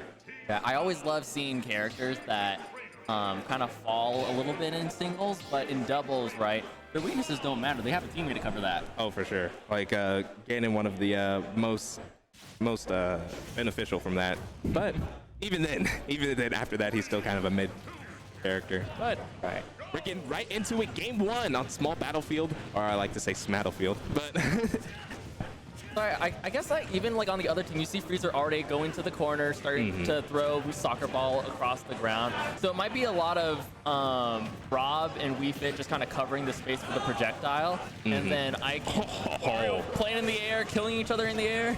Jeez, yeah. I mean, so Ike has a big sword, and that's always going to be tough for Wario. And what's crazy is that pretty much this really hurts Blue Team because their MO for all this tournament, I've been watching their games, it's been to survive. Both of these guys can just avoid losing their stock super early, but we saw there, Onin and Boo Bear are a different breed as they immediately took Keith's stock. Right. Potentially, like, the biggest downfall of, like, them potentially running, like, similar game plans that I was predicting is, like you said, in the air. Because you see right there that forward air that Wario has, that's good against swordies because you can just interrupt them with an air-to-air, but as you saw, when he's above them, it's over. Yeah, it's cookies, you know? And we saw it again. Onin just finishes off the stock with the up air and then finishes off Freezer. Oh, this is looking really bad for Blue Team. They haven't taken a single stock, but finally landing a back air. Right. And so you see here, stock count, I mean, if you count WAF, stock count's 10. You could, yeah, that's an argument. There's an argument. Yeah, WAF can really swing the game, but, And you see there, that's what I was talking about, how we could just go to the other side, and as long as Wario puts enough pressure, he could just get like a free deep breathing, like just in the middle of the game. And so that's brought the stock count a little bit closer for them. Yeah, I mean, even though Blue Team's down, they're most definitely not out. I've seen both of these players clutch out some games to get to this top 8 qualifier. But, you know, Onin and Boo Bear most definitely not somebody to sleep on as they got that lead and that dash attack confirms a kill. Blue Team on their last stocks. Yeah. If you were Blue Team at this point, are you just thinking about information, or does it just look like they might have a chance? Yeah, I mean, that was a crazy reversal there by Freezer. That side B has an active, very active spike hitbox and sent Boo Bear down to the bottom blast zone. Oh my gosh, trying to cheese another stock as Freezer. Right. Oof. Yeah, and there falls Freezer. Yeah, I think even with like a full waft here, unless like you get like both of them, I don't know how Keith brings this back. And so, yeah, if I was Freezer at this point, I'm just kind of watching. I'm trying to learn some like last minute things. Maybe like start thinking ahead, like what their game plan is, so they can start talking. Oh my God. Yeah, that's a little nasty. There are 2 types of very good up air, and Keith just got hit by both. Yeah, Keith got hit by both. I already hated up air, and like Rob up air as like a doubles combo starter. Yeah, just kind of, hey, I'm holding this person in place for literally 10 years. I was expecting, like you said, we were expecting down throw Barry to be the thing to hold someone there. It's just like, nope, up air can do it too. Yeah, but if you peep the stats there at the results page, Onin took all 6 stocks. Yeah, the Ike is really cleaning up the stocks with the dash attack and up airs, and I think those were the only 2 kill moves. Well, he did hit a back air actually, right? But yeah, he really went insane. I mean, of course, Boo Bear was the one setting it up, you know, doing the alley-oop to the slam, you know. Obviously, you give the glory to LeBron James, but, you know, D-Wade through the pass, so. Exactly. And so probably, I would say they would, you know, I mean, it's hard. His sword is so big, but you just gotta not get hit. Yeah. That's eventually gonna be the game plan, and I mean, Blue Team can do it. Like I mentioned, all bracket, that's been their game plan, just not get hit. But geez. Both of them getting hit in like the same sort of situations we were talking about at the end there. And the situation we were talking about right before the match even started. Yeah, the down throw forward smash. And Rob is just invincible the entire time, so didn't come with even a scratch. Boo Bear still sitting pretty at 0%. Looking to cheese a stock from Very Freezer. Oh my gosh, the double down there. Oh, we getting a triple. My goodness. Save his teammate there, and it just gave up a stock for nothing. Jeez. Is this best of 5 or is it best of 3 still? I think top 3 is best of 5, but okay. Onin dropping the stock there, you know, give him a freebie. Right. Maybe Blue Team can bring it a little bit closer, but right now, it's just all gas, no brakes. Yeah, like this whole time, like I never see their feet on the ground. I never see them, you know, getting to do anything. They're just trying not to get hit. Yeah. It's 2 characters that either cover, like it just covers so much space. Yeah, but you know, if Onin keeps swinging like that, maybe Blue Team will have a chance. But it's just like, unfortunately, Blue Team hasn't had, like you mentioned, just really any space to do anything. I'm surprised they went back to small battlefield. Jeez, Yeah. Do you think next game they might consider like a bigger stage? How are we?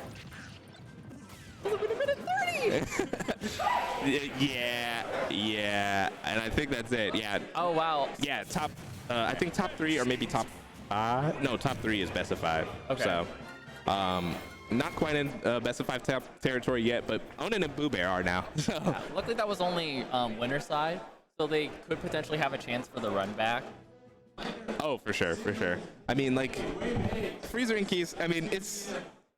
Were they on stream before? They were on stream before. Yeah, they were. But you know, it was just a little bit tough. It was a little bit tough for sure. Like you mentioned, they never really got their feet on the ground. Right. Didn't get anything going. I would have liked to see like some type of stage diversity. I feel like a town and city maybe. You know, that higher Right. ceiling, so you're not dying to the up airs as much. Yeah. And then you have a lot of stage real estate, so you can like breathe and just get away from Onan and Rob, and really punish like Ike for being a slow character, right? Right, exactly. And so, like, especially like since you know, potentially having like a lot of horizontal control between just like both those characters' movement speed, especially like just Wario on its own or Wii Fit Trainer with not limit deep breathing, Deep breathing. with deep breathing and soccer ball and all that stuff. Yeah, potentially a pick if they get the run back. Yeah, for sure. But Yeah. a spicy winners semifinal to get top 8 going. Yeah, sometimes you just gotta enunciate, you know, just take your time. Nothing wrong with taking your time. Any Persona 5 heads out there? No. Not me. Hey. Okay, and so I guess the next match would be Toffee and MJG if it's the other winner semifinals, maybe. Yeah, I wonder who they're playing. I'm trying to think. Who else is in the bracket? See Zoom up here. I don't know if he's just hanging out. Oh boy. Well, how you've been enjoying the event so far? I mean, I've just been sitting back there this whole yeah, time. you can actually somewhat peep the art. You know, if you're on your phone, you can zoom in. You Just know, like it's like hands, enhance. like in the detective shows. Yeah, zoom in, enhance. It's just like we get like we're on VGBC and we get their like analysis stuff and we just use it on camera. Just Yeah, be like just start drawing circles there. You know. Oh well. like over here is Luma that I was talking about. Over there, my wife is somewhere over there. And then just drawing arrows, everything. Dude, that's a dream. I really want an arrow. I would go ham with like a freaking what would they call it? Like a marker or whatever. I don't know. I would go ham. I would start drawing. Just draw like on like the camera. Yeah, just. Oh boy. Yeah. No, it reminds me of like one of my favorite moments. I forget which tournament this was, but it's actually probably pivotal. But I think it was like one of the Let's Make Big Moves, and they had like the little marker, and like it was like Fox versus Wolf. I think it was Jackal versus Light, and they both nared at the same time. And I think it was Hazmat. He drew a heart around the freaking nares as they met. I'm like, that's perfect. Some people are just made for each other. Exactly. You know, they're just kindred spirits. It's just like it's just anime where you're just like you're on the battlefield and it's just like you just sync up. Yeah, exactly. Or one of my favorite quotes from a little-known show, Tenkai Nights. They're two sides of the same coin.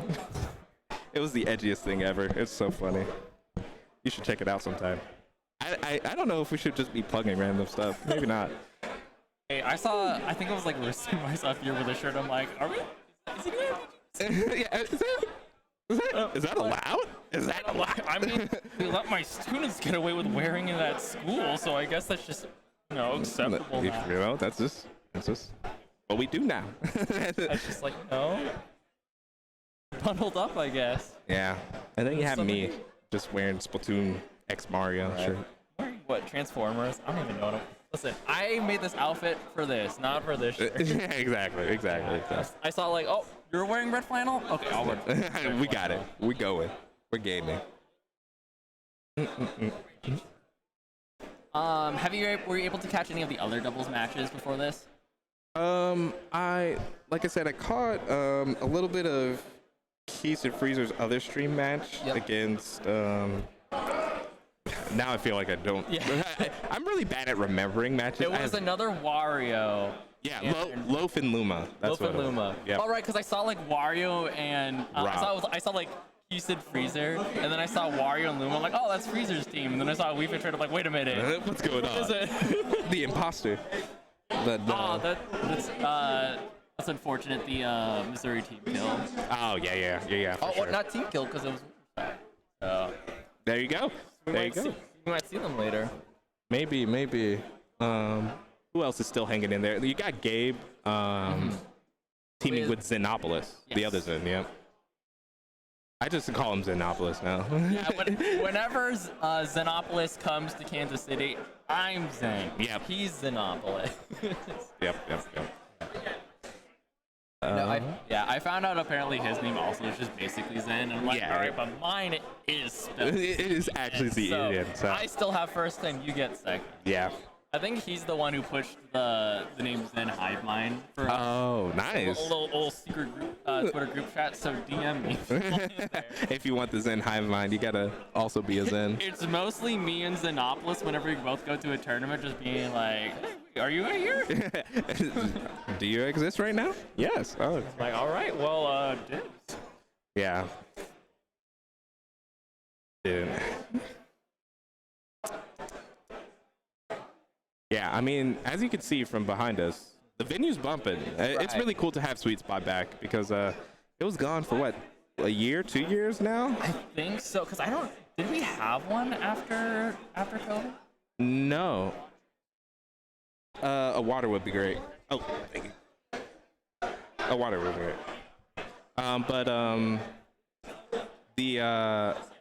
The last Sweet Spot was Sweet Spot 6, which I believe Yez won, and that was a while ago. Yes, I remember that one. Yeah. It feels like it's been ages, and it probably has been. Right.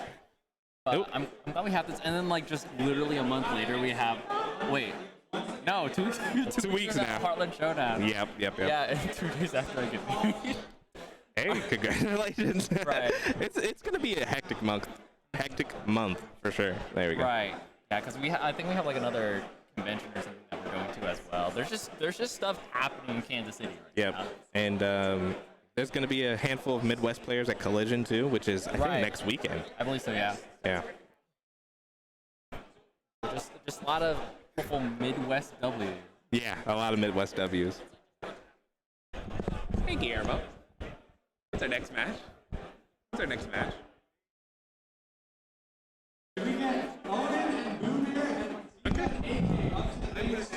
Oh, they got it. They're bringing it. Yeah, we're gonna. So the one team that I was missing was AK. AK's team. Ooh, okay. Yeah, I forget who he's going to team with, but we're going to see here now. AK repping. You can't. People at home can't see it. But repping the straw hat. Oh yeah. Mugiwara and and the hoodie. Yeah, he's killing the game. AK kills the game. Yeah, VGBC. I like the straw hat drip. Thank you. Every time I see on Twitter, I'm like, oh, I forgot that AK is base. Him and Luffy are like kindred spirits at this point. I hope so. Like just pure positivity. Yeah. Pure positivity and just the want to become stronger. It's like I want this person to be my friend. Yeah. AK gives off those crazy chill vibes. It's Yeah. like insane. I used to be a Snake hater. I probably still am. That's fair. I had a moment where I was just like, I don't know how to play against Snake, and then I think he literally overheard me, and he just came and sat down like, hey, I heard you. Do you want to know how to do Snake? How to like fight against Snake? And I'm just like, you kicked my butt. But I did learn a lot. Yeah, And yeah. so now I understand things, and that will help me commentate this match. Oh, for sure. Yeah. So who's this teammate again? I don't know. Production? Guillermo? Who's AK teaming with? Who's AK's team?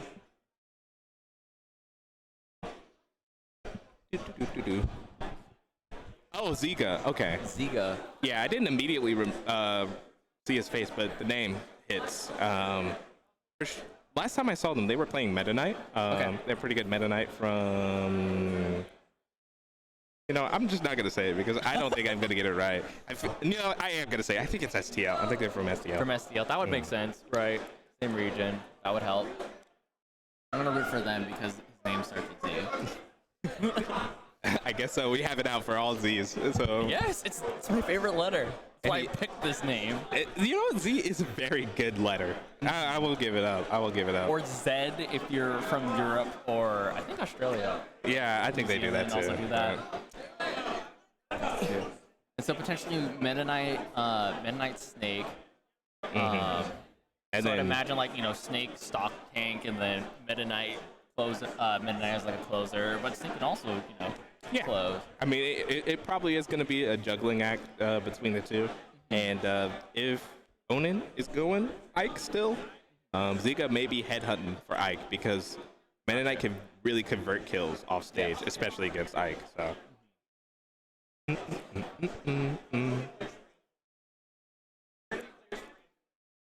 I really needed this water. And I'm so glad it's not Dasani. Like, I can't put into words how glad I am it's not Dasani. I'm not qualified to talk. I just drink tap constantly.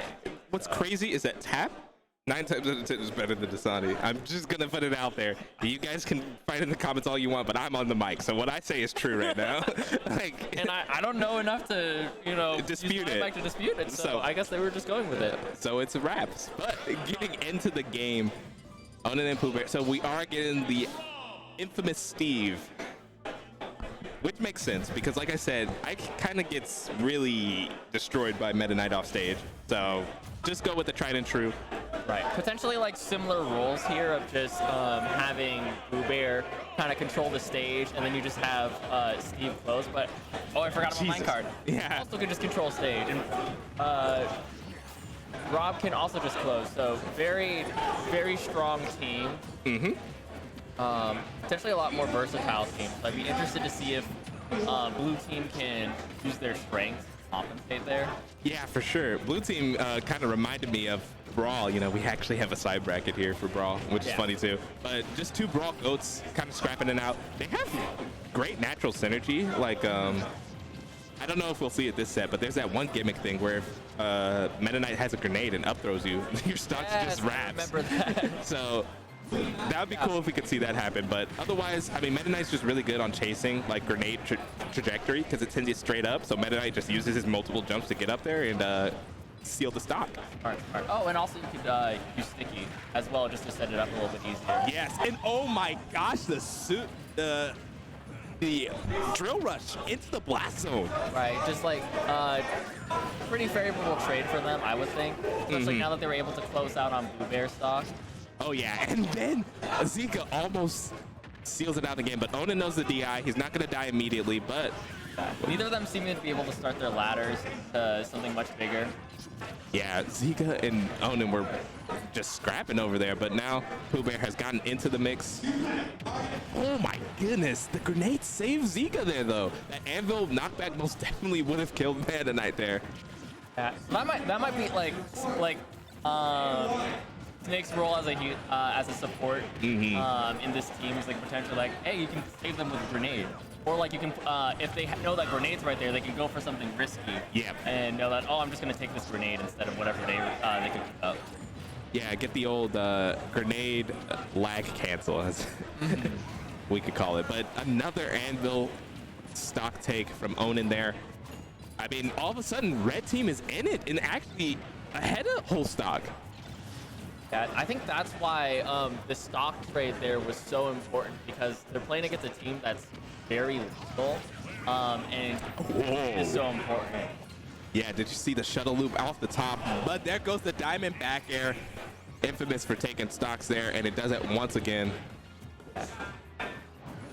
Not able to find anything on that 2v1 situation. Thankfully for AK is thankful for. Yeah, AK is most definitely going to fight till the end here, but there's the end. There's the pickaxe. It's just so hard, right? Like, I think the trade-off switching off of Ike is they don't get to control as much space, or at least not as much space at the same time. But you just have two characters that just kill off of anything. That just anything. Absolutely eviscerate stocks with heavy hitting aerials. Yeah, so I I want to see more of Ziga just like find the spots where he can use Meta Knight's kit to just close it out. Yeah, I mean, we saw it there. If Zika was able to, like, after that drill rush into the blast zone, he started to pick up like a 0 to death chain. Right. If he was able to like convert on that combo, it's a completely different game. Huge, especially if it was on Steve. Yeah. All right. Blue team tried and failed to do the little sticky setup, but oh no! Cypher down, and AK goes down too. I think it looked like Zika was trying to save AK there. Almost got reversal, or almost got edge guarded for trying to do that because it was put on an offstage situation. But blue team got back a bit more stage control. Red team hasn't touched the ground in quite a hot minute, and there's the ladder that you were talking about. Yep, and there goes the 2-stock swing. My goodness. Blue team really came out swinging this game too. Yeah, we're getting some good double action gameplay here. Yeah, two incredibly lethal teams. It's nice seeing it a little bit more even as soon as I say that. Blue starts losing another stock. But last time this happened, Blue immediately responded with those 0 to deaths we're waiting to see, some nice snake stuff from the best to do it. Oh, and Steve's Finest puts that up smash, that magma block right into place. You know, just, be patient and he'll find your chance, and he did. Onan seals it out, and now blue team only has 3 stocks total, red team with 4. AK stuck in a bad situation there with 2 characters in a minecart. Yeah. Oh, and the shuttle loop though, very clutch. Zika once again. We need maybe one, probably going to be looking for one more of those to just kind of get a lead back. Oh, I love so big the attempt of the shuttle loop there, but yeah, and a good up smash by AK to just kind of make sure nothing crazy happened there when Zika missed it. yeah. Zika barely missed that up smash there. Jeez. Yeah, I really love AK's role as like the support. He's really just watching his boys back and making sure nothing crazy happens. Right. Make sure nothing crazy happens so that way Zika can make something crazy happen. Yes, but speaking of crazy, there goes the Zombear super high in the blast zone. Last stocks for all combatants. Yeah, so whoever falls here first will make it infinitely harder to close out the game for their teammate. Bad situation. Snake has. No! Yeah, AK has died off stage every single time, it feels like. Yeah, and unfortunately Zika just doesn't have the support capability there to bring AK back. So they will fall there, but we are in top 3 winners final here, so it is a best of 5. Blue team has another game to breathe and maybe potentially find a new game plan. Right. I think it didn't look that bad. I think just like a couple more adjustments will probably be able to take a game and potentially start on their way to taking a set. For sure. So here we go, game 3. Set point for Onan and Boo Bear, but Zika and AK most definitely not people to go down without a fight. I mean, we were just talking, AK and Luffy, pretty similar in that way that they will fight until their last breath. Right. They've just gotta, I don't know, have a flashback or something. Yeah, that emotional powerhouse. But right now, it is not looking great. As blue team, the only one to really have percent racked up on them, but Zika finding an opening here. Yeah. For a second, it looked like they were about to take control of the stage, but it looks like it's just been kind of scrambly for the start of this set. Yeah, for sure. And oh wow, Zika! Oh wait, no, that was AK that blew up there. Oh no. Yeah, there's so much going on. There's like so much of the screen, just like all these characters are just able to take up like so much of the screen. Yeah. Except for I guess Mennonite, except for like when he just shoots his body like a projectile. Yeah, it's crazy. Like all these characters can just like create entities. Steve with his blocks and minecart. Rob has gyro and Snake with grenades, C4. There is a lot to keep track of. I think full Rob laser should count as an int. Yeah, also true. With how big it is. Oh no, that is a nasty reversal, and red team is just running away, still on 6 stock total. Yeah, I think the difference between this game and the last one is they just weren't able to like quickly make up the ground that they had lost, and instead just like you said, like that there was a nasty reversal, and they've just been all downhill from here. Oh, I love that strategy from Boo Bear. Oh, my teammate's down. Better run away so I don't have to play the 2v1. Yeah, just be patient. Don't need to do anything. Yeah, and also just like a lot of momentum plays have not been going in the way of blue team. Like Ziga has been swinging and unfortunately hitting AK a lot of the time. Right. And there's that one interaction with like the up throw and the grenade where AK ended up dying instead of what I thought to be was Onin, but Yeah. and there's another team kill. Ziga and Apollo Kage are just falling apart. Maybe they can convert this stock here. No, Meta Knight up throw, not the strongest kill throw. Yeah, you saw like over there on the left, Giga and AK not sure what to do when they had Boo Bear in their clutches. And so Boo Bear's sitting there at 170 in double. Yeah. Every character just killed. Yeah, where everyone just explodes. You have AK dropping before 150. Oh, just kind of a Hail Mary uppy there. Yeah, and Hail Mary mock tornado there. Oh, maybe calculated? Calculated? Maybe. Potentially. Swing and a miss. And this may be Ziga's last hope. Smart pick of the throw there. Boo Bear looking for like any other throw. Okay, they at least get that one stock now. But you know, it is just like a literal insurmountable hill to climb. It's all but over. Unfortunately, it's all but over. I can try to make it colorful for you guys at home chat, but I'm just waiting to see. I'm just waiting for Onin and Boo Bear to clutch to like close it out. yeah, Why is this still going? they are kind of falafeling around right now. I thought Meta Knight was supposed to be bad. You two are playing like the two highest results characters in the game. Just close it. Oh no, they're seeing red. I think they're just practicing combos on each other right now. Okay. Oh, that actually kills. There's no way you miss a Rob up smash. Yeah, I'm just like, come on. It's way too big. It's way too big. All right, they're putting on a show. I think all three of the players up there knew what they were doing. Yeah. So there goes Raps. Onin and Boo Bear still on their path of terror as they 3-0 another top 8 contender. Yeah. So now it just comes down to, I wonder who's in losers to potentially come in and try to make the upset. Yeah, and give the run back. I mean, if Skittles and Scar are still in, I believe they're still in on loser side. They could put up a fight. Obviously, we saw Keese and Freezer. They could come back swinging a lot stronger. Even this team here, AK and Ziga, they most definitely had their shining moments. So right, it's just like probably like just cleaning things up or just like being like finding a way to like hold on to their stocks a little bit longer, at least, especially at the beginning. Oh yeah, and you could see it there. Like for them, the momentum was everything. As they started that game 3 really shaky and really off sorts in a sense, and from there it just kind of just snowballed. But when they start hot, like they did game 2, it's like anybody's game. So. That's not. Oh, looks like we have Freezer on again. Freezer and Keys. Maybe against Skittles and Scar? Yeah, Skittles and Scar. Like, it's either them or freaking MTG and Toffee. Yeah, which... Also that's a KC classic. Yeah. Right. Such good synergy. Two, like, great players. A player that's known for doubles. Yes.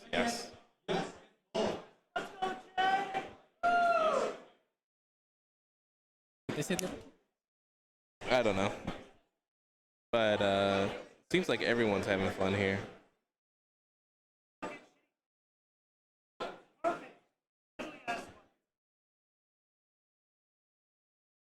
Yeah, I mean, we're chilling. I mentioned it earlier, but there's actually a brawl bracket going on right now. It's crazy. Yeah, one of my friends has been running Brawl at Smash Cafe just to, get some practice in. That's cool. Fortunately, did not help people want to play Brawl because she was practicing Meta Knight. And I was just like, okay. Well. I'm going to go Mars, and I'm going to try to outrange you and up you enough times that I take one stop. And I did the entire set. Oh, well. Yeah, it's pretty packed in here. I feel like I've seen some majors where in the camera it looked less packed. Yeah. Obviously, like it's later on and people, aren't. Are clearing out and whatnot. But I mean, this is comparable to Level Up Arena 4 in terms of just like raw attendees. Are we a C tier? Does that even mean anything anymore? I don't know. I honestly don't know. Like the sizes of tournaments have gone so exponentially high for the Smash community. Right. Like I'm relatively actually like a baby boy in the Smash community compared to some players who've been here for decades. Right. But back then, to me, a big tournament was like 100 players, and then fast forward 6 years, it's like, is a 300-man tournament even a major? It's like 300, like maybe like 5 years ago it'd be a C tier, but now it's just like whatever, nice regional. Yeah, exactly, like Nice, super regional. super local. Yeah, like God. And I mean, people have been a lot of doom and gloom on Smash Twitter, but like, there's still players out there wanting to play, and as long as there are players out there wanting to play, the Smash community will thrive because, in essence, it's a grassroots community. So it's always gonna. It's called grassroots for a reason because the roots are strong. They are there. You always will see grass as long as the earth is alive. So. Yeah, I think like on the car we were talking about like, it's crazy whenever people think like, oh, Smash is not doing well. It's like, fam, this is the only game I can play in my city. Yeah. I could maybe play Street Fighter, but do I really want to play Street Fighter 5? Yeah, like, I mean, Street Fighter 6 looks fantastic. I will play Street Fighter 6. Yeah, but like, it has to be a banger of a game, or it probably won't be able to pull numbers like a Smash Local and freaking KC will. I mean, It's Guilty Gear's a banger of game, and we had a very exciting 14 people show up to a local one. It's crazy. yeah, it's wild. And they'll be like, oh, my scene's dying. There's only 14 people here instead of 30. Yeah. Well, let's go ahead and spectate this very alive game as we got Skittles and Scar versus Very Freezer and Keys. Now, this is a Midwest regional like classic. Right. No other words for it. These two have met in many grand finals and doubles, and just in top eights in general.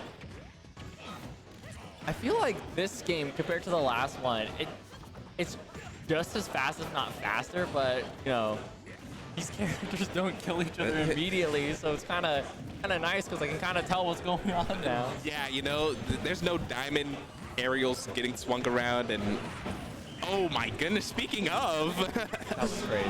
yeah, that was insane from Scar. Scar and Skittles have just only refined their synergy over the years, and it's been something beautiful to watch. Does Wario struggle against Youngling's sword, or is it just like when they outrange him? I think arguably Wario struggles with both of those characters. Honestly, maybe even all of the characters on screen right now, but oh, nice save from Barry Freezer. But yeah, it's mainly the projectiles, not really the sword from Young Link, because it's pretty stubby. It doesn't, like, Wario has some disjoints. He can outrange Young Link sometimes, but it's really the projectiles that give him a hard time, Getting in on like bomb walls and fire arrows is just such a pain. In singles, it's like, what are you supposed to? I mean, you can move around them pretty nicely, but Young Link, it's so fast that he doesn't even have to commit to it.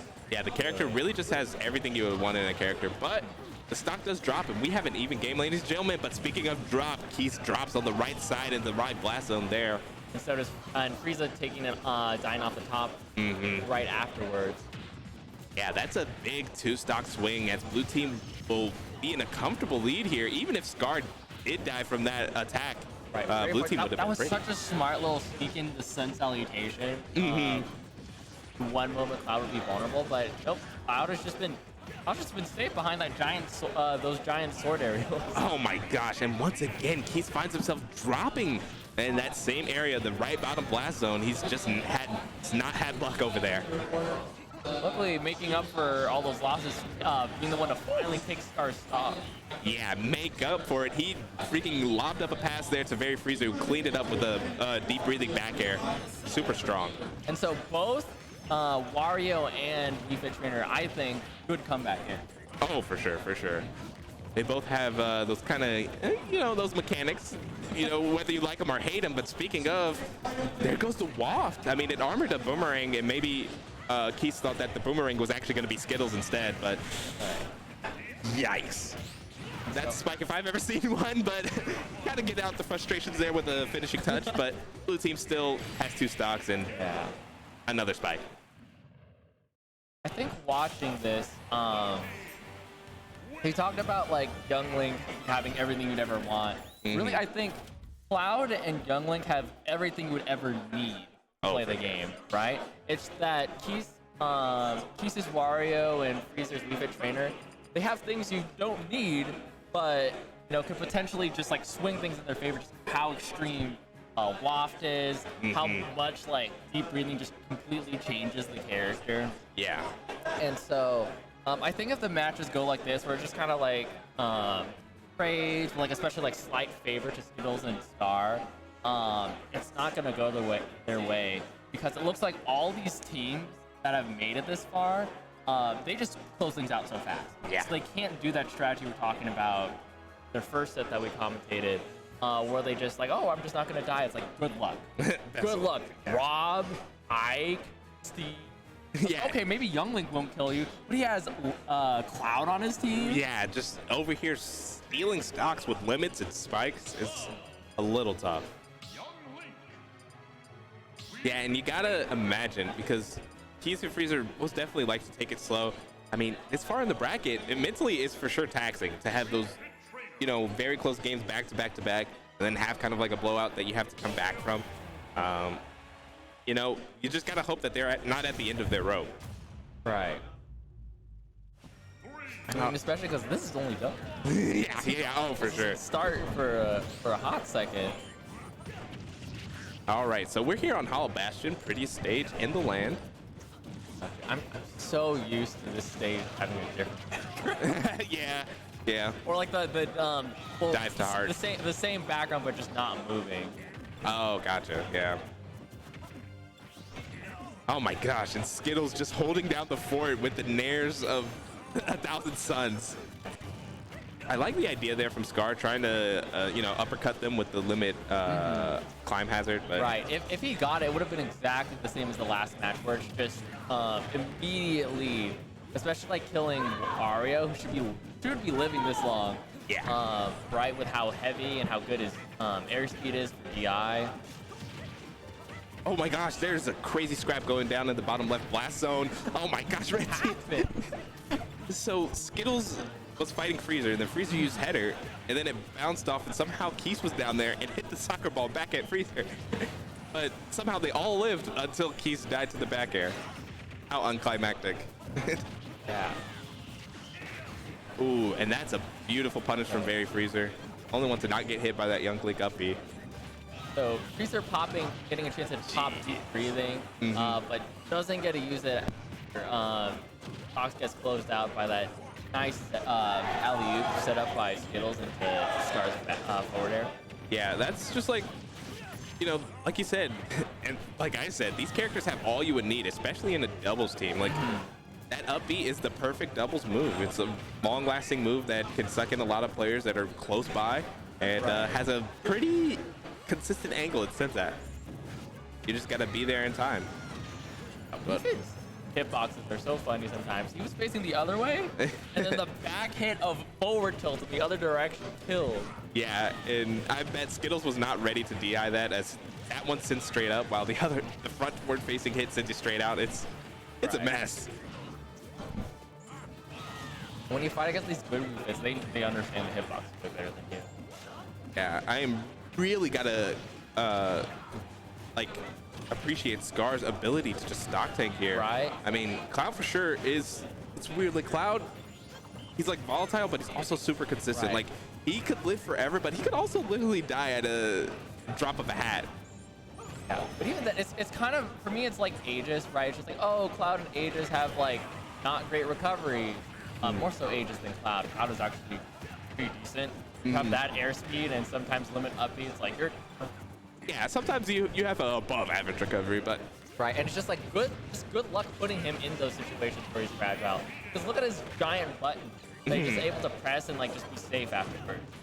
indeed, Whereas these other characters that you think like that have been stock tanks for decent before, like Wario has to go in. Refit Trainer has to corner itself to stay safe, right? Cloud just plays, and his existence makes himself safe. oh yeah, and man, that little 30-second sequence, if you just keep an eye on blue team, they were having perfect spacing. Just not hitting each other, but putting powerful aerials in the position where red team wanted to be. And they just close out that 2-0 in a handshake. Right, Very especially good. when you have like those bigger sword aerials, right? Like, I guess in singles, like you'd be cultivating that spacing game. So definitely paying off here, like you said, with them not only having those big buttons, but like you said, being able to just put them in spots where they're not hitting each other. Yeah, I mean, one of the things that just made me go like, wow, like, I think Skittles hit like either an up tilt or an up B, and then, no, it was a down tilt. And then he went for the down tilt up air confirm, but Scar was like, oh, you hit that down tilt? Let me cover your DI out, homie. So he covered the DI out, Skittles covered the DI in, and Keese's only option was to air dodge, which of course it's a frame trap, so you're just dead anyways. It was insane. Scar and Skittles, most definitely one of my favorite teams to watch. Yeah, for sure. Especially like, I don't really like watching these characters. Oh yeah. And like, you know, like you feel like I'll see it like that's funny. So like I mean, this is there. Wario, especially with Pizza Tower, I've just been thinking about Wario a lot. Cloud and Young Link, I used to be sick of these characters. Seeing them together on that team, it's like, okay, this is new to me. Yeah, This is cool to me. I have something to learn and see. Oh, for sure. But our next match getting queued up here, we got Loaf and Henry Luma versus Scar and Skittles. So this is the other, just quarters. Right, quarter. It would be quarters, wouldn't it? I think it's loser semis. Because whoever wins this, I think, plays AK Zika. And then whoever that gets the run back against, you know, our Onin and Pooh Bear. Yep, so Scar and Skittles. Oh, it's the same team. Yeah. I was like, wait, what? What's going on? What is Big M talking about? They're not there. There's a different team in their seat. I'm like, oh. There they are. They're on the other side now. Yeah. But we're going to get right into it right away. Skittles and Scars looking to run the gauntlet here, the loser's gauntlet, to make their way to Onin and Pooh Bear. But Henry, Luma, and Loaf most definitely are going to stand as a roadblock in their way. All right, we're started here. Oh my gosh, we're on PS2. It feels like it's been forever since we've seen this stage. I mean, I don't mind. Yeah, it's actually been nuts. We've been playing on a lot of small Battlefield, regular Battlefield, even Hollow Bastion we saw last game. When you look at like these characters like Steve and Rob and like Youngling, it's like, do you really want to give them PS2? Yeah, it's a little tough. Like, that's where, you know, comfort probably shouldn't take control over ideal, you know? But in this case, looks like just good old faithful is good enough here. Yeah, speaking of faithful, both Skittles and Scar found their own kill confirms independently. You know, Skittles with a down tilt arrow up air, and Scar got a hit into the cross slash. Right, and you know they're always going to hit that. Right, that's what makes these characters as lethal as like these more obviously lethal characters that we saw in the other team. Yeah, it's insane. Just like Skittles and Scar, they've pretty much got like the doubles thing down to a T. I feel like they feel streamlined. That's the word I'm looking for. Their stuff feels streamlined. Henry and Luma, on the other hand, they're kind of just scrapping for their lives right now. But maybe they can find a stock here and turn it around. And so in a decent position right now for oh jeez, more than position for a blue team. But that's just where they've been this entire game. Yeah, they were stuck at that ledge for a hot minute, and because of it, they lost both of their stocks to the same move. A bit more of a neutral position now for everyone. Red team's slowly bullying blue all the way to the corner, but blue's now fighting back. Yeah, it's crazy. It feels like blue has a lot more confidence in their moves, and they're the ones sitting at the super high percentage. But I mean, when you're up 6 stocks, you know, you can swing anything and it won't be wrong. Right, it's just like, you know, what do you have to lose, right? Now they have both down to last stock. So who cares if we're killing each other? We just need one of ours to hit. Yep. I really wonder what the.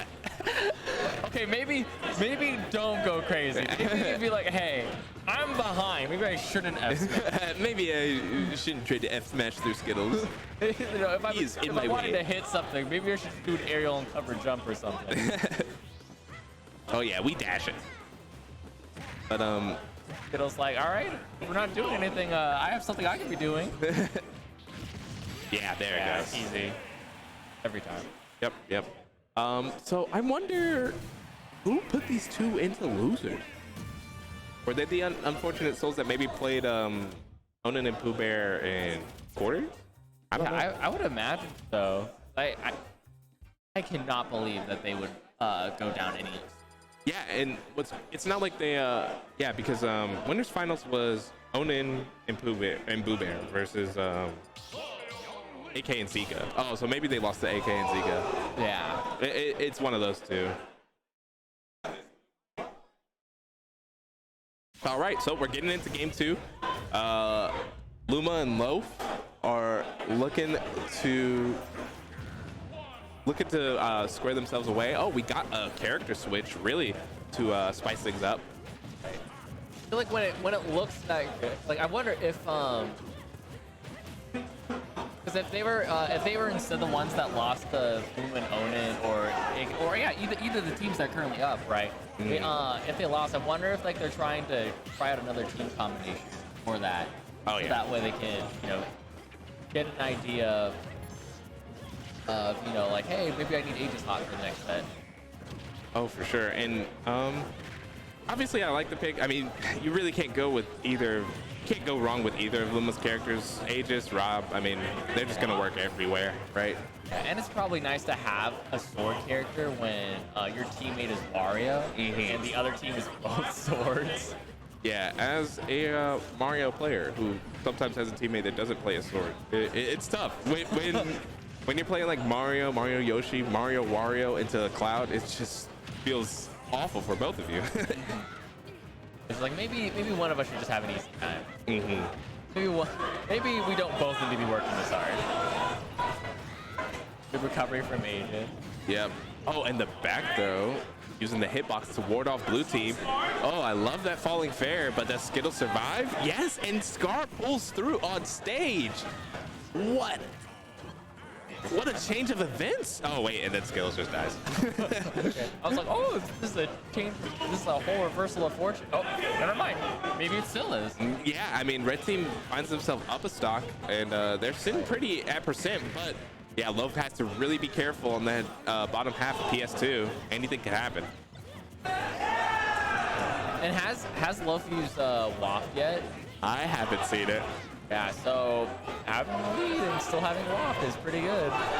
Yes, it is very solid, and Skittles just farming the upbees right now. Okay, but Luma, almost gets that forward smash 2 frame. I don't know if it even can, but Yeah, and meanwhile, Skittles almost getting that same down tilt bow up B conversion. Barely doesn't kill Wario, especially like on this stage. oh yeah, and throws out the blazing end only to meet their blazing end. Henry Luma loses another stock. And I don't know, red team, they were up, a solid stock, and now things are looking dicey as blue team really hunkered down and find themselves in the lead again. Right. Sometimes when you play sword characters, you just have to play. Yeah, I mean, You just play the game with your good buddy. sometimes you're like, I'm gonna stop forcing the issue and I'm just gonna start existing. Right, and so now red put in a position where they need to force something here. Like they need to find a payoff for this waft. They need to find an answer to everything that blue is putting on screen. Yep. Okay.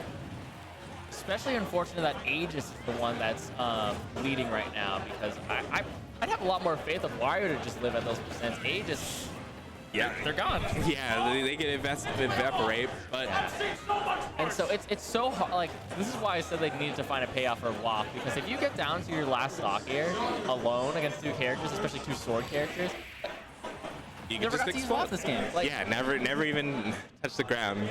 When another dub goes under Skittles and Scar's hands, 2-0 in a handshake, and they find themselves in best of 5 territory now. Right.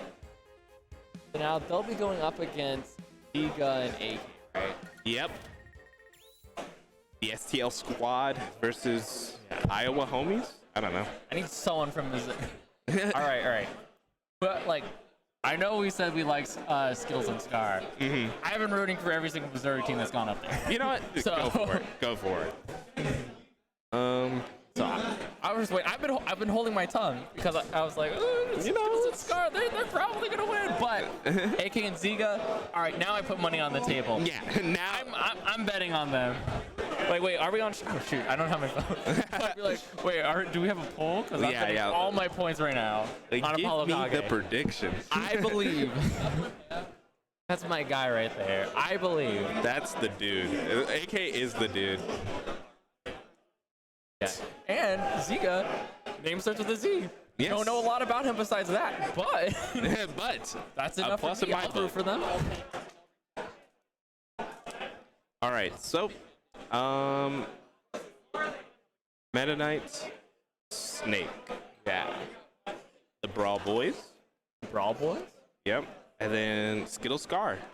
Team Ultimate Streamline. Boys. Yeah, Ultimate Boys, if Team you will. Streamline. Right? Because like they're playing Ultimate. Yes. This is the Ultimate that even before the game came out that we knew was going to happen. We're just going to have sword characters. Oh, you improve their mobility and their frame data and their damage and their kill power. Yes, and then you gave the zoners hands. So They're just like- Younglee has 3 projectiles and he has the frame data of Mario. Oh, I well, don't care if you were good in Brawl. I'm the good character in this game. the good character. So it'll be kind of a test of chaos versus consistency because Right. we saw when Zigo and AK were playing Onail and Pooh Bear. It was going crazy. Like stocks were flying left and right. Now, unfortunately, AK and Ziga didn't come out on top, but wow, it was crazy. Like Ziga was taking stocks here. AK was blowing people up there.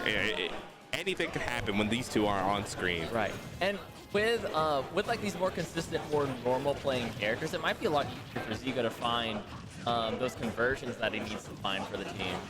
Yeah, I didn't even mention it, but both characters on blue team are pretty susceptible to Meta Knight's like extreme edge guarding capability. How did you set up a combo into grenade? How did they know the time for that? AK's built. Yeah, I mean, and I love that pickup there. Yeah.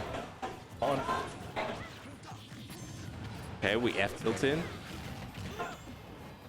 Oh yeah, you can see, Skills and Scar, they're a little bit off kilter. They are not in their bag, and Ziga is the first one to take a stock off the board. Oh.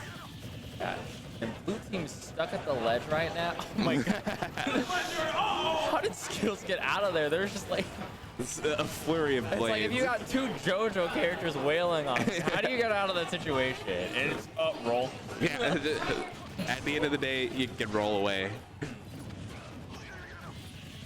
Oh, gets both of them in the jab there, but not for long. Why is Meta Knight's jab good in this situation? I really couldn't tell you, but red team's loving it. Definitely. It's just, it's been letting them keep like these characters at the ledge, right? Blue, like these last couple games look so consistent, looking like always able to play their game plan and playing it so nicely, and they, they're starting to come back because they're finally getting to play. Yeah. And both of the stock takes have lost their first stocks, and this is literally looking dead even. These two are going blow for blow, bar for bar. Right. Even it looks more explosive coming from the red team, right? Like Explosive. it don't need to be flashy. You just need to win. And blue is just playing some good old sword ultimate. Indeed, and wow, grenades are going off everywhere, like canceling sparks, but Zika does fall and has to stock take from AK. But red team still has a firm hold. They can shift this in their favor immediately. Right. You can see Ziga earlier was looking for some edge guards and jungling. I think edge guards might be like the name of the game to equalize it, but despite the susceptibility of the recovery, sometimes it's so hard to put them in that situation. Yeah, and that's what blue team is really good at. They're just good at not putting themselves in those sticky situations where bad things can happen. Yeah, so AK is just gonna play corner camper, as you know, both Scar and Skittles are gonna be looking for them. Right. And like when you're at 165, it's, you need to be out there. I just need to be a nuisance. I can let my teammate do his job, and he is. Oh my gosh, that was a nasty setup, but unfortunately AK has the C4 on his leg right now.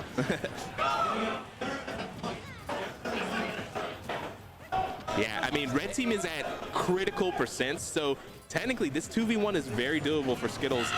And speak of the devil, he shall appear. That C4 makes it so much harder for AK to close it out. Yeah, and Youngling's so good at juggling you.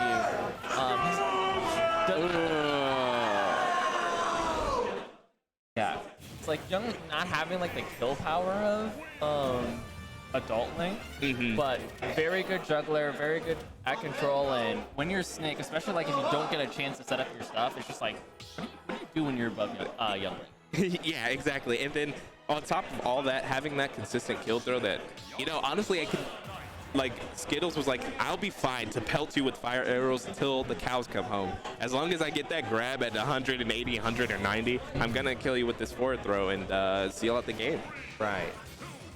And when you have so many good options as Young Link, like once you get them to that percentage, just like, you know, oh, my problems with killing, I don't have them anymore. I just need to hit something. Yep. And I'm surprised we're back on small battlefield here again. I mean, the STL boys really like it, but I mean, Skills and Scar didn't do bad here either, so I guess it's not that much of a shocker. Right. I think potentially could be. I think Young Link does a better job of like immediately controlling space, which is a lot scarier in doubles than like Snake's ability to just like set up control of space. And so like giving both teams more room to like work with, I feel like it would be better for the game. Ooh, and that is a big finishing touch from Scar, because that evened up the stocks. Because Ziga was kind of on one for a second there, but that finishing touch just siphons out any momentum. Still though, looking pretty similar to last game. I really hope we don't get 5 games where it goes to last stock like that. Die, buddy. Yeah, I mean, singles is underway, so not to say that they're on a timer, but oh my goodness. Oh wow, that B reverse arrow put Skittles in the perfect scenario, but unable to capitalize on the stock there. Oh, but I mean, they're trying to close out on Nick, it looks like, but he's just been barely worming his way out of these situations and holding on to his stock. And instead, Ziga's the one who died. I've been waiting for AK to die this entire time. Yeah, it's not gonna happen. AK's just gonna continue to play super safe. I really love like AK's like ability to be a support role. He plays it perfectly. Stock tanks, saving teammates, and I mean he hung on to that stock as long as he could. Right, but putting them in like bad situations. That way Ziga can find his opening. Yeah. Oh man, but blue team's starting to get on one, but the dimensional cape coming in clutch. I mean, I haven't talked about it much, but that dimensional cape from Ziga has been like kind of the wild card move. Right, I think Meta Knight specials usually don't impress me at all. But in this, right, being able to have a move that just lets you cover space or lets you trade stocks, have a move that just kind of will randomly like put you in a different spot on the map, right? Like that's so much better in doubles. Yes, and here we have it, down to the wire scenario once again. Oh my God. Everybody on their last stock. Whoever drops first will be will end up in a 2v1 scenario. Unfortunate. Almost team kill for red team. Oh, but there goes the Nair. It was essentially a team kill. Put AK off stage, and like I feel like every single doubles match is watched. When AK gets put off stage, it's so bad. Oh God, close it out. Yeah. And Scar and Skittles can't really afford to mess around here. That's fair. So just try and you know, just play it safe. Kind of like they were against Skittle earlier. You know, oh my goodness! Somehow, some way. Oh, okay, I was about to say because Ziga found himself in freaking literal free fall 2 times, and they missed the punish, and then Skittles drops. Like, it had the makings of a scary 2v1 comeback, but The problem is though with that, right? Is one, they need to win 3 games, and they're not going to flub for 3 more games if the games continue to go like this. yeah, most definitely not. But Skittles and Scar up 2-0. They are looking to put away this set here with this next game, but Ziga and Apollo Kage are being very deliberate on their stage choice here now. A deliberate choice of how. Can you imagine? Yeah. I think we went Town and City. Yeah. Maybe they do. Maybe I'm completely wrong on my analysis.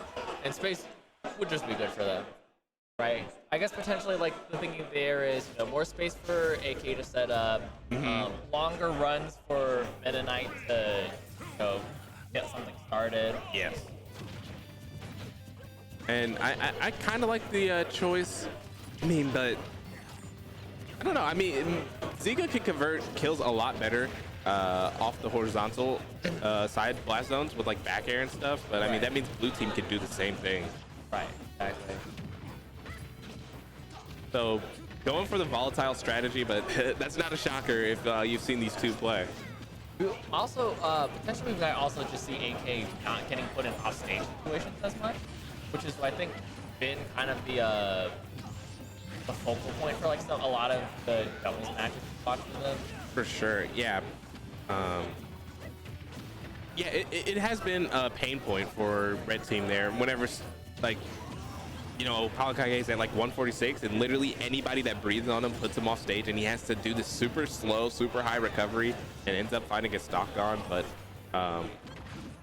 AK did cash out on an up tilt earlier, so the stocks are even, and Ziga coming in clutch to save AK's behind, but not for long, as that team combo puts blue team in the advantage state, looking to find a stock some way, somehow. Oh, but they get absolutely nothing. And they've retreated to their 2 corners now, but the split 1v1s. Yeah, I keep waiting a second to see if I can say, like, oh, this team has the advantage. They just keep trading back and forth. That's not what you want to happen when you're, for red team, when you're in a deficit like that. Yeah, I mean, doubles comes at you fast, and if you're not ready, things will change on a dime. You have to always continually be active, continually be tracking your teammate, your opponent, and your other opponent. It's crazy.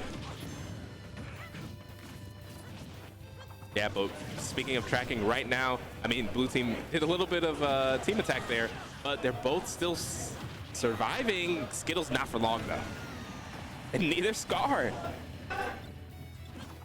Oh boy. So now they find themselves on even playing field in terms of stocks. All of a sudden, I was just telling you that doubles comes at you fast. And if you're not keeping up, I think as long as AK can just hold on to the stock and continue doing the support role, they have the potential to bring back a lead. Indeed, indeed. Oh, the idea of the RPG was there, but it just doesn't connect. And now red team just kind of taking a beating. Like, blue team has not had any significant percent put on them as of right now. Red team fighting for their life in this corner. Oh, I love the climb hazard there to finish off Ziga's stock. The nice, safe, consistent up the other field. Oh, wow. Skittles actually drops, but so does AK at the worst timing possible. So now blue team, they've lapped this out in their heads many times. They just need to finish off the 2v1. And they find themselves in grand finals. And that was so much. That looked so much easier for them than last game, right? With one of your teammates just at 0 instead of at a risky like last time, they were able to close it out so much faster. They didn't have to worry. Yeah. Oh yeah, I was just gonna say I agree, but we have quite the grand finals on our hands. Skittles and Scar with a head full of steam versus Oden and Pooh Bear to finish out doubles. So, how do you think this is gonna go? I think hopefully because I'm rooting for Midwest. Obviously. it might be similar to this one where you have a team that's just so consistent, like just gets to play the game completely normally and straight, right? And you don't get to see the other team use their extremes. And so that's what I'm expecting to happen, or at least really. Let me be honest here. This is what I'm hoping happens. I want the Midwest W at our Midwest major. Of course. But that's one way it could go. The other way it could go is just the same thing we saw in winners finals, just structure. Yeah. Just like, you know, like, oh, you want to play the game, you want to get something started. You can't if you're dead. Rob. Yeah. You can't if you're dead. Well, it's a little bit off camera over there, but you see Toffee congratulating the Seoul Midwest reps here as they go against the Invaders. It's funny because Toffee was rooting for Missouri this entire time, right? Yeah. But now that they're kind of like, all right, I can root for. Now we're rooted for it. This is Skittles and Scar to I'm like, all bring right. it home. I'm like, if it's no longer our Midwest state, we're gonna root for a different Midwest state. Yes, indeed. The one slightly closer in geography. Yes. Yeah, right now we're just kind of waiting for Onan and Pooh Bear. They're fashionably late. They could do that. They were in winner's side. Right. Just like, oh, I mean, like, their disadvantage is that they're not going to be playing as hot. It's like, what does it matter if we're just a few minutes cold? Yeah. But yeah. No, this. I'm thinking through my head now, right? In the even if Skittles and Scar don't win, right, we still got to see like a lot of good Midwest rep in this top 8. Oh yeah. I mean, everybody still did really great. It was cool to see Keys back. Freezer and him had a very big run. Right. Toffee and MJG did pretty good. Oh wait, how could I forget? Toffee and MJG are the ones that put Skittles and Scar in losers. Yes, that's right. Yeah, so they had a pretty good run, but they ended up falling. I forget to who, but they ended up falling pretty much after that. And then, I mean, you know, STL repping the more inner side of Missouri with AK and Ziga. So really good showings from a lot of players. You know, you can check out that top 8 with the bracket link below. And yeah, we had a cool one. Start planning which sets that you want to watch when stream gets uploaded on YouTube.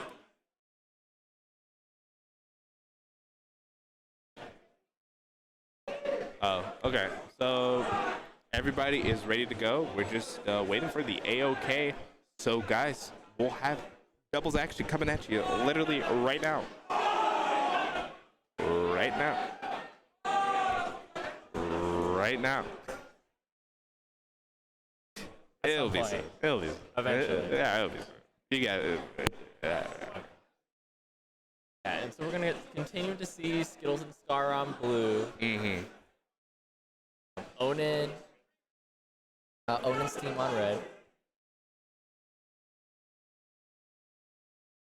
All right, they're hopping right into the game. Skittles, Scar, Onan, Pooh Bear.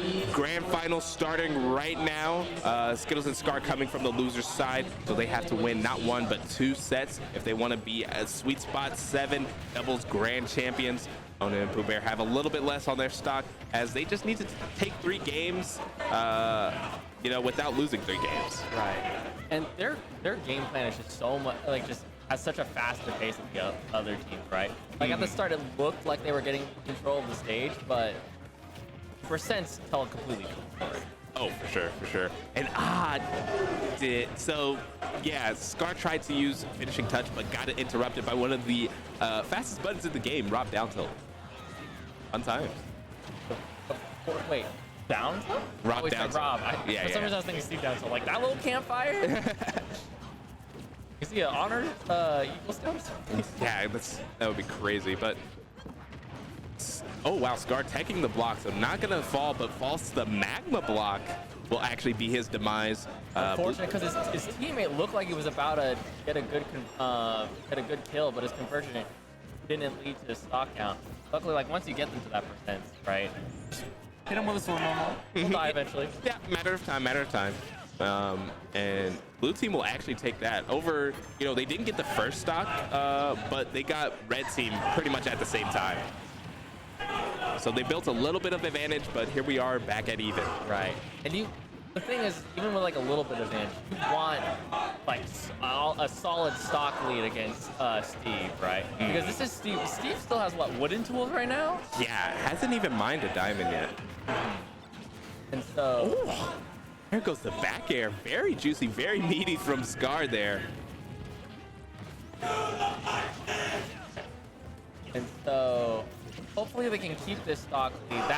That's a substantial lead against Steve. Yeah, and you can see Onin, he may be searching to try to take the stock from Scar here on the other side, but somehow he's just getting walled out and not able to find the big kill moves.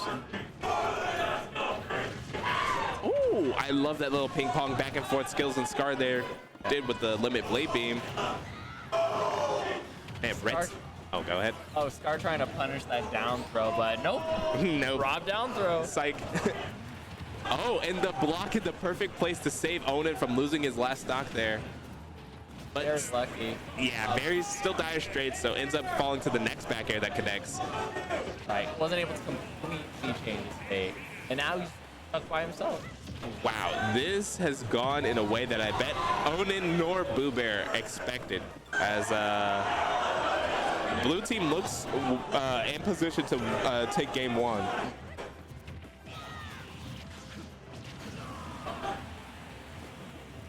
I mean, blue team's dropping some stocks here, but they're on a fresh 2v1. It's going to be really hard to lose that. Right. So they just need to, like you said, the kills will just come, and they are, both of them have like the tools to just not have to interact with Steve too much, so they don't have to worry about losing their stock. And untouchable. Yep, there we go. That settles that. Oh boy, yeah. Singles is roaring behind us. Morley most definitely a crowd favorite. I don't know who he's going against, but yeah, it's a hot set. For a while, I was like, dang, we really getting into doubles. Then I took it around and just like, oh, different set. Yeah, that's fine. But we're watching doubles. Yeah, we're watching doubles, and you guys are watching doubles too. You don't have a choice. Yeah, that's not a stream setup. Yeah. All right, so I mean, wait, singles haven't even started yet? Oh, melee singles. I was about to say, like, okay. is that not even a... Yeah, that would be wild. One time we went to a tournament and Anua and Toffee were playing a friendly, and we were louder than the Mortal Kombat top 8 on the other side of the room. Good to see it. Like I said, you love to see it, actually. We all love Smash here. Indeed, it really brings me back to... characters on this. Yeah, but it brings me back to the other sweet spots. You know, that was just a common sight. You would see just like half the venue gathered around one setup, cheering on whoever's playing. That's the fun of these more regional events. Like, it's more personal. Oh, for sure. Right. And so right now, it's the same thing for like this double set, right? Right, like any other tournament, right? It's like, oh, there's a Steve on screen. Like, you know, we're gonna root against Steve because Steve is a villain. Like, it's not just that.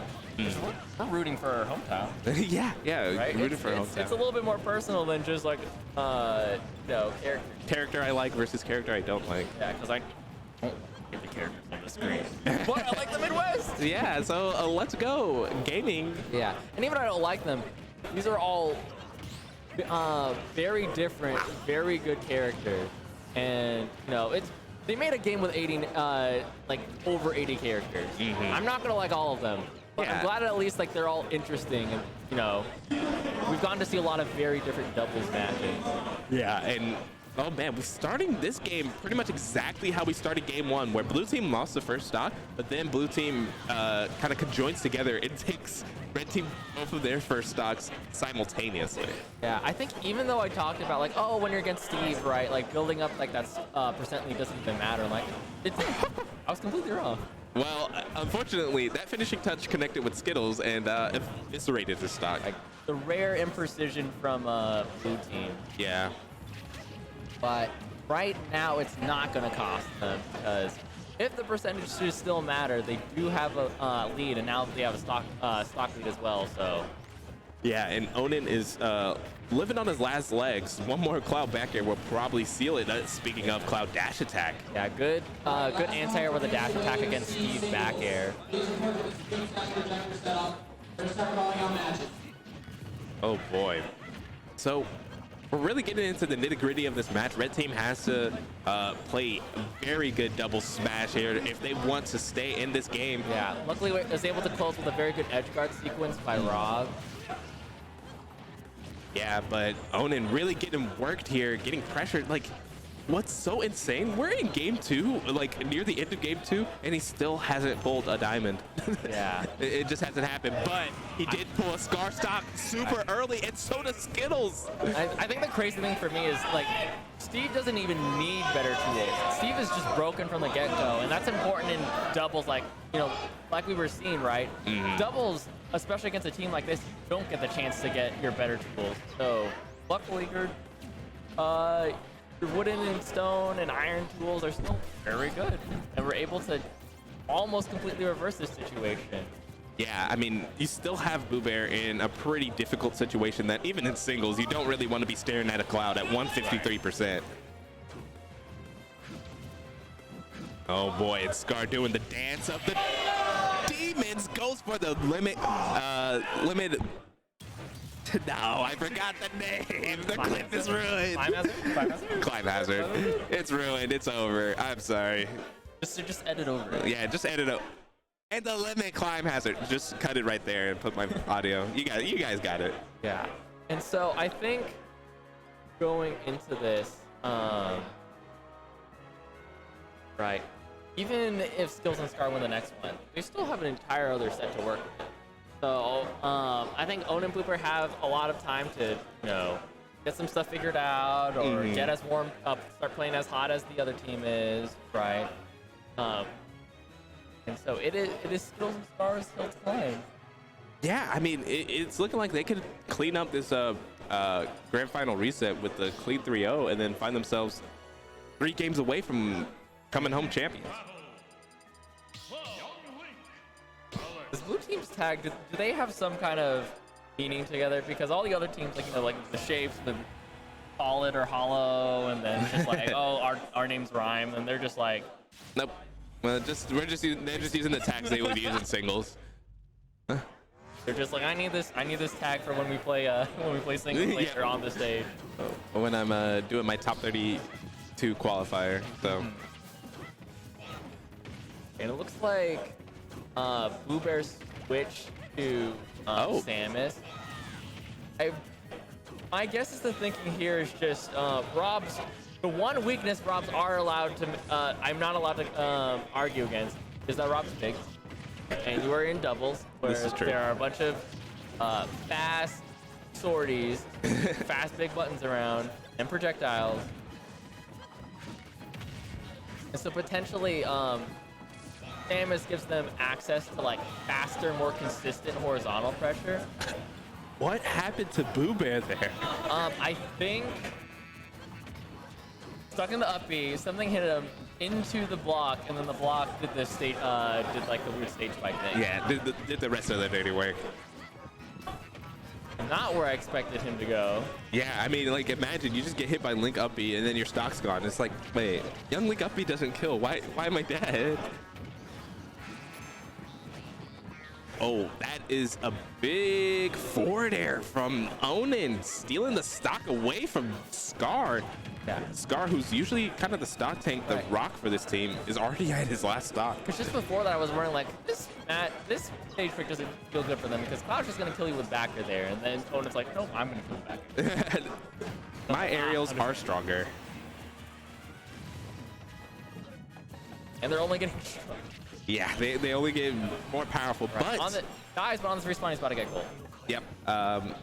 Yeah, I mean, blue team did the thing where they lost the stock individually, but then take the opposing team stocks at the same time. I don't know how they keep doing this. The way they do it, there's just good smash happening. Yeah, it's just the flow. They have the flow chart down. It's almost like, I don't know. They have a lot of synergy together, and you can see that it just oozes off of Skittles and Scar's play. Oh, and there goes the limit cross slash. It goes straight through the wooden block. Not gonna save Onan this time. Yeah, it just has to hold that. Just has to hold the fact that this is a reset. Yeah, and big ups to Skittle he went from being like the aggressor, the I don't know what you would call probably like the opener, to shifting over to the stock tank. When he saw that Scar was at his last stock, he was like, don't worry, I'll hold on to these, I'll start shooting fire arrows. And he did exactly that, and now they're in this position where they have a 2v1 against Onin.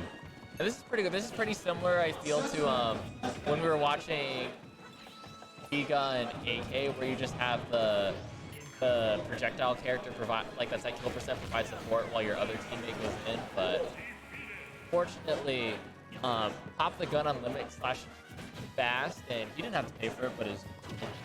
Yeah, but luckily, this is probably the 1v1 that you want more specifically. I know. Say that, but Diamond. Diamond does make everything different, but it feels like it's just one back air away, so Scar can't get too antsy. Just has to play the game carefully. But Onin knows his win condition. It's literally anything that Steve can press. But there goes the limit cross slash, and we got a grand final reset. So, 3-0ing for the reset. Yep. Makes you look very strong on paper. Of course. But we just watched that last time. Yeah. It's so much closer. Yeah. And now they have to win another set. Yep. So I'm hope. Well, I shouldn't hope because I want us to win. But you know, the part of me that's enjoying this wants to see this game be closer. Oh, so for sure. even if that set was a blowout, this set, you know, maybe it'll be more of a deal breaker. Yeah, you know, maybe Red Team has finally gotten ahead of Steam and will put out a lot of Blue Team success. But I mean, even though it was a 3-0 and a handshake for the reset, it ended up like, I don't know how it ended up. It really doesn't tell the story, as most of the games were close. Oh, yeah. Most of the games were close, and really they could go either way. It came down to 1v1s in 2 of the games, surprisingly, and you know, Scar just kind of clutched it out. Right. The thing is On's the only PGR player on there, right? Or is... Yeah. I think Skittles may have cracked top 150. I don't know about Scar. Yeah, so if it keeps going down to 1v1, up there is VGBootCamp. Mm-hmm. So, and that's the team that has been slowly making this look more in their favor. So For sure. That was weird. Rob literally had blocks spawned inside of him. I guess this makes sense. Sure. And speaking of, Pooh Bear's back on Rob. The Samus was short-lived. Yeah, I think that last game, I don't think the Samus really did much. I think it's mostly just this stage was better for them. Yeah. So I think kicking to the stage, but going back, reneging the character swap. I think was the smart thing. Scar electing to just knowing that he was dead, just to die, so I would get to his teammate quicker. For sure. I'm really I'm really liking the play from Red Team here right now. They're finding themselves in the lead, and that perfect follow-up there from Boo Bear really puts Blue Team on notice. That's why you say things change so fast, right? You could be like, oh, I'm in a recovery situation, I'm so far away, and I can't do anything. Like, oh wait, I'm in the position to close it out right now and give us the lead. Yeah, it's like, oh, my teammate hit a straight nair. Time for me to follow up and absolutely take this stock. Ooh, that big old back air. Since Skittles careening, and there goes the TNT setup. And now Blue Team's just kind of swinging for the fences as they're both on their last stocks and have only accumulatively taken 1 from Red Team. Steve on gold, very strong. And I think we've been watching Onin slowly be able to accumulate more resources in time. Right? You're almost like watching like a speedrunner session of just like you're like, oh, reset. Okay, this time this time we're just going to complete my gold timestamp faster. Yep. Oh boy, and there goes the big back air connecting once again. It has taken a many a souls, and Scar has been added to the list.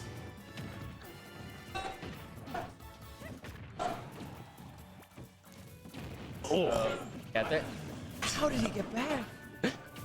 Skittles is so crafty with his recoveries, but Right. Both these characters are very good at edge guarding juggling. Like I'm surprised he lived that.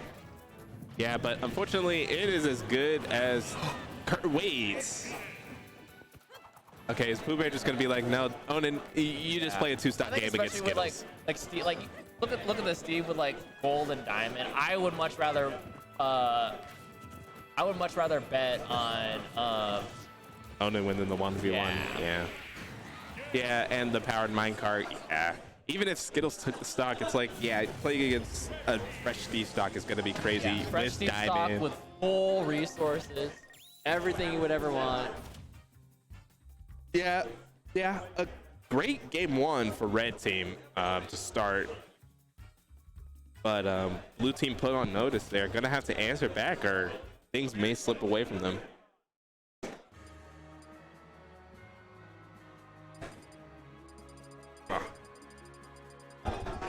So, blue team looking at a potentially different stage. We're gonna totem your island Totem. on his retirement. Yeah. He retired, so that way we by a farce.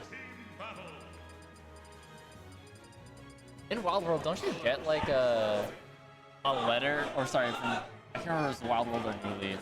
You get a letter from the auction. They're like, "Hey, that was supposed to be me. I don't care." I wouldn't know, but sounds about right. Oh, are we going FD? Omega FD? Omega Midgar? Omega Midgar. I thought this was like, Huh? I thought this was normal Midgar. That'd be funny. Did you ever play? Like in the items meta, like online, like the one like half of a year where Alpha Rat opened like his server. Oh, no, I never. Yeah, Midgard was one of the legal stages. It's very funny. That's hilarious. But we're just on FD. Yeah, just on And it's a dark FD, and I can barely see. Yeah. Projectors. It's fine. Yeah, Skittles' guard just so edgy. They gotta have the backdrop of the night.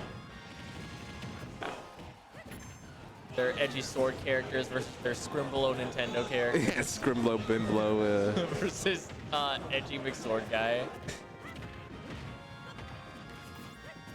Yeah, but right now things are flowing a lot better for blue team. The untechable limit cross slash being the first way that Scar will take a Yeah, stock. at first stock, you're just seeing a lot more of like clean play, clean passing their opponent back between each other.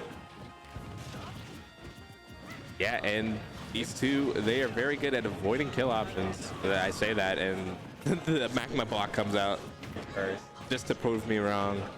But yeah, like switching to FD, they're like, oh, we don't like let's not worry about platform layouts or anything.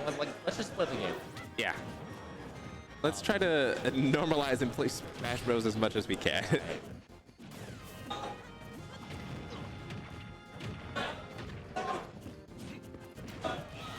It just feels like red team is getting smothered by blue team's butt. Yeah, and wow, another limit stock take from Scar there, this time with the climb hazard.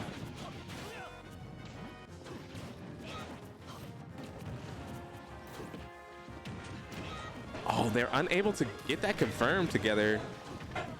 Boom Bear tries to swing the uppie again and just misses. Skittles able to recover, but Scar not so much. But still technically like stocks. I think it's just gonna whether Boo Bear or Skittles die, or maybe even Onan, looking at Onan's movement, it's probably going to like determine what the pace of like the second half of the match will look like. Yeah, I always like this position where you have lopsided stocks, but the total stock count is the same. It really makes one team's game plan a lot more simpler, but because of that, blue team had the right counterplay. Skittles just plays avoidance while Scar cleans up, and now red team is on their last stocks. And so it looks like they're continuing with the plan of just like have Skittles just kind of stall out and just waste time for them. Maybe like get a combo going. But 188. I don't think I've seen Boo Bear's Rob live up to 188 his entire doubles. That's crazy. It's insane. It's like you get these super high percentages in doubles because of great team play. You know, you have like that support player that can save your life, but also take one as Scar ends up bringing the climb hazard down on Boo Bear's head, and they stock trade. Insane.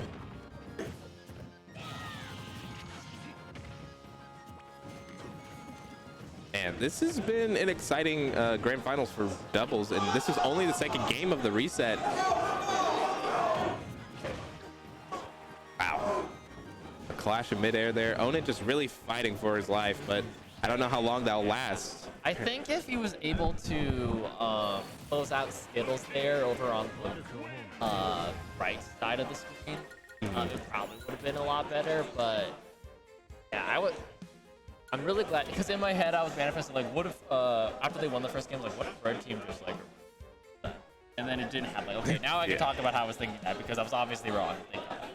Yep, and we're gonna play the game again of Did You Peep the Results screen? Scar took all 6 stocks. Party poppers in chat. Yeah, I think especially like when you, because don't like spend a lot of time at high percent, and so we gotta play that, not just like a support role, but kind of like a bait role. And then while Scar just, you know, goes to town on continuing their win condition. So, game 3 is the swing for the set. Onan counterpicking to Steve. Yeah, I mean, I like that they're just trying to mix it up. There's nothing more than, like, it's a little bit of a pet peeve when, you know, players are having a tough time on a stage. Maybe it is close, but they just don't even experiment with stages. Like, we have a stage list for a reason. Let's not run it back to PS2 for the 15th millionth time. At this stage is very good for what's it called, for Steve, being like how big it is, and that it's a stone stage.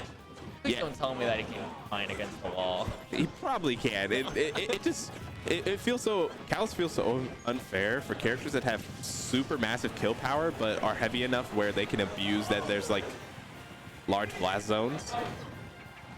Oh my gosh, Scar still hanging in there, able to climb hazard back to stage, feet on the ground. Scar somehow survives. And now at like 178, it's Rob and Steve. Wonder how that happens. And like you said, the reason that happens is the team plays. Yeah, Skittles able to keep red team at bay while Scar kind of does a fancy little like wall jump to survive. I mean, if Boo Bear was there, that was not going to go through. But speaking of going through, that down air taking Scar stock. Yeah, but you're like, let's give away your stock because I'm about to rob them. Yeah. To rob the Rob. Rob to Rob. Oh, the double back air hitting both members of red team. Both Scar and Skittles are really on one today. Yeah, especially like considering like they got knocked to loser by a team that didn't even make top. They didn't even make top 4. Yeah, they didn't make top cut. They didn't find themselves in this best of 5 scenario, but you know, it seemed like that's exactly what Scar and Skittles needed. They just needed that head full of steam to come and dethrone these giants. Right. But on the other hand, there's a reason I'm calling red team giants, because they pretty much swept through all the other competition and now they're fighting a fierce opponent and things are starting to crumble. But yeah, and if they don't close out on Rob, they're gonna have to. Red is gonna have like a really nice lead here.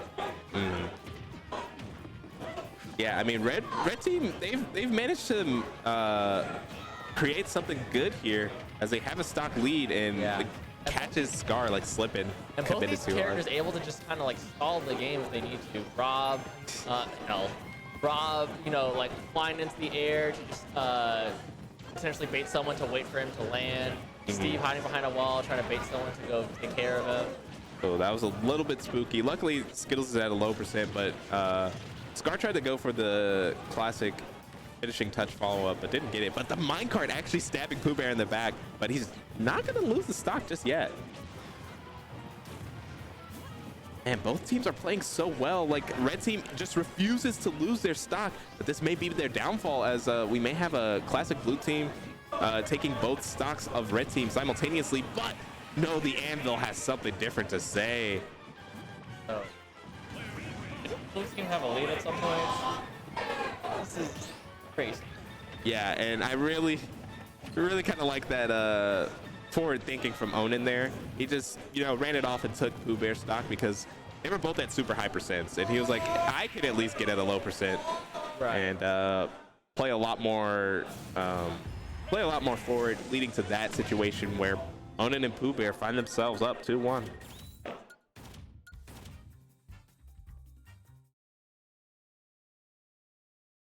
It's been back and forth so far this set, so hopefully we'll be able to come up with something to kind of swing it back the way, at least for like the next game.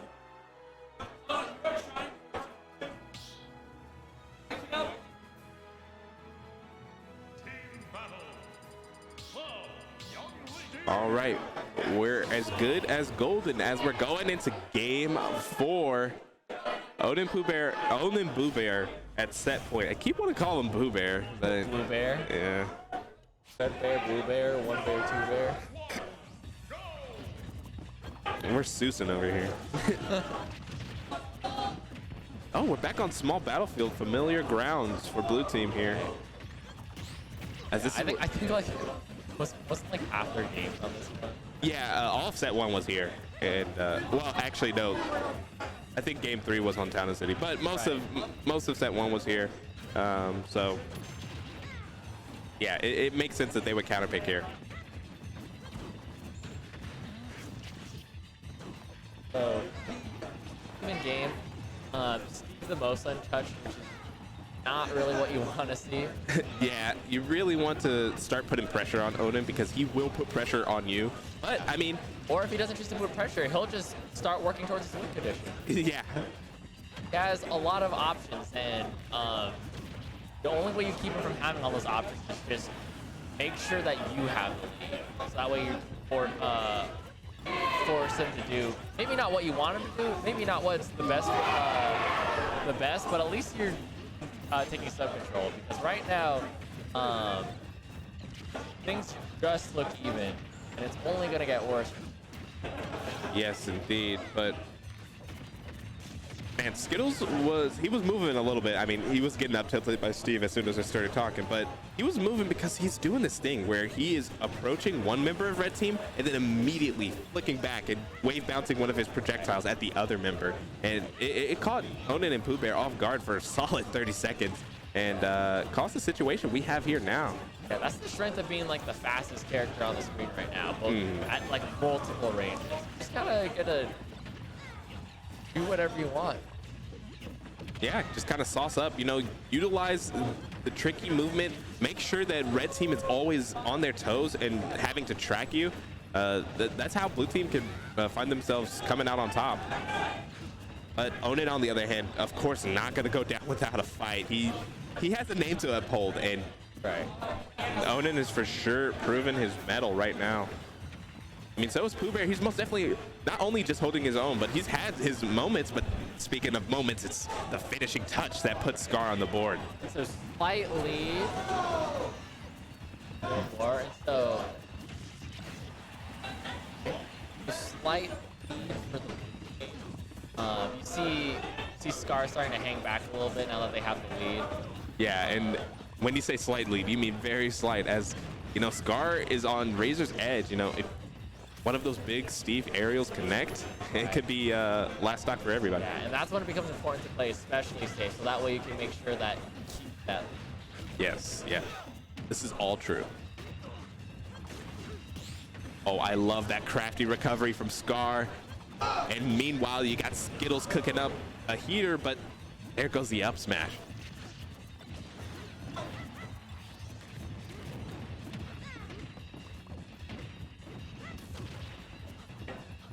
Oh boy, so this is really coming down to the wire. Red team really wants to put it away here, but blue team will struggle, fight, and try to achieve victory by any means. Yeah, it's so hard with he has. I mean, he's gone now. Yeah, He man. has so many resources. Like he's he has the threat to snowball super hard, and so we almost saw like him turn the situation in their favor. Oh my god. Yeah. Oh, the classic Skittles. The Skittles bomb. Yep. That recovery's super sneaky. It's just one of the ways that Skittles is making himself unpredictable. And there goes the forward air to close it out. We have a game 5, ladies and gentlemen. All right, so this is for everything. Yep, all the marbles on the table. Yeah.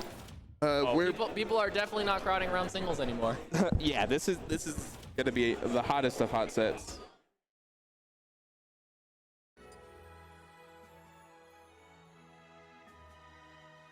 So last stage decision of this entire doubles bracket. Yep. Could see return to some of the ones we've already done, and yep, we're going back to town and city. Oh boy. So wooden stage for Steve, bit of a weird stage for Steve, but I feel like in doubles you're not doing as much of up airs as you would for guys would be. So like using up your abs isn't as important as using up your forward air and back air, which is especially like on town and city, what you're going to be going for a lot. Yeah, it's those little things that you do kind of have to consider when you're playing Steve, but sometimes you really don't need to consider it, as you just kind of swing the big aerials and win the game. Sometimes they decided for some reason to let you start with iron, and then you just get iron tools at the start and immediately start filling up. Why does he have diamond already? Oh my The God. luck is insane. Oh, wow. And Boo Bear is gone just like that. So much has happened in such little time, but blue team still thrive. I was busy being mad at Steve, and then on the other side, I'm like, Onan going for resources cost him his teammate. But Yeah. with Diamond, he took an enemy kill pretty quickly, so worth it? Question mark? Yeah, Footstool Anvil is such a strong option. He has like 3 pieces of iron to do it with. Oh wow. Nice.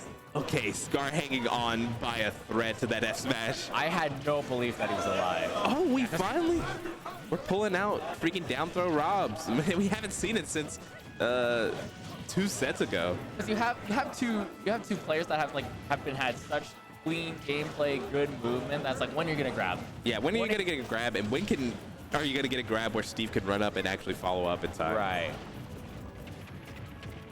Steve's weakness is that without line card, he doesn't have the best movement. Oh, sneaky recovery from Skittles there.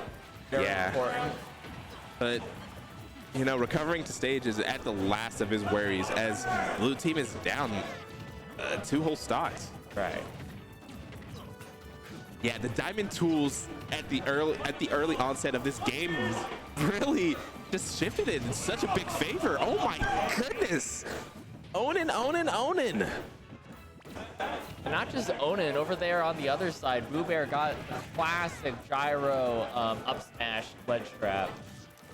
Yeah, this is insane. It's just like a switch was flipped and red team became undefeatable, as they said, unless you can take stocks in 30 seconds, you're gonna fall behind very quickly. Good conversion there. Wow, I mean, like this, unfortunately for blue team, this has like a less than a % chance of Skittles making this comeback, but. But if he keeps being this annoying to catch, right, he might be able to get something. Yeah, right? He hasn't. I don't think he's. All he's taken is like very small stray hits. Like they have not been able to get anything substantial. Oh my goodness! Instead, they're getting substantial stuff on their teams. All right, they're like, I'm just gonna let the PGR player 1v1 again. Yeah, it was funny. Boo Bear ended up getting killed by his teammate, and he was like, "I'm just gonna keep my hands off the controller. You got this." I'm just like, oh, you want me gone that bad? Okay. I'm like, you think you can win this on your own? Yeah, go for it. Right? Sure. I'll chill. I can save some energy for my singles bracket. Yeah, and this is gonna be a test for Tanner Skittles, as he has fallen to Steve's before, but he's also had massive victories over Steve. So he really has to summon everything he has to come out on top. Yeesh.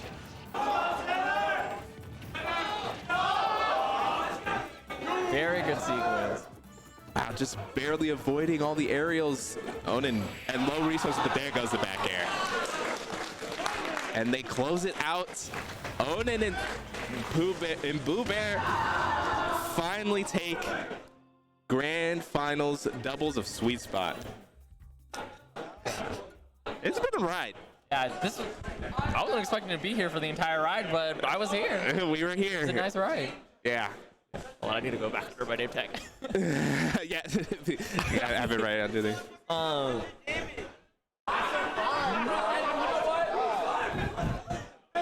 It's super solid. Yeah. And so, good show at switch the off. end. We're about to switch off, so. Do you have like a be right back screen or something? Do you have like a be right back screen or ads that you can cut to? Yeah. Okay. Good show for this After grand we do our finals. closing, obviously. But yeah, you were saying? Yeah, good show for this grand finals. You know, just like a crazy 3-0 for the first set, and then a back and forth for the second set from two very different but very good doubles teams. Yeah. You know, and then just this entire top 8. I gotta see a lot of things. Listen, I'm not good at doubles. Not because I'm I'm decent at doubles. I don't know what's going on.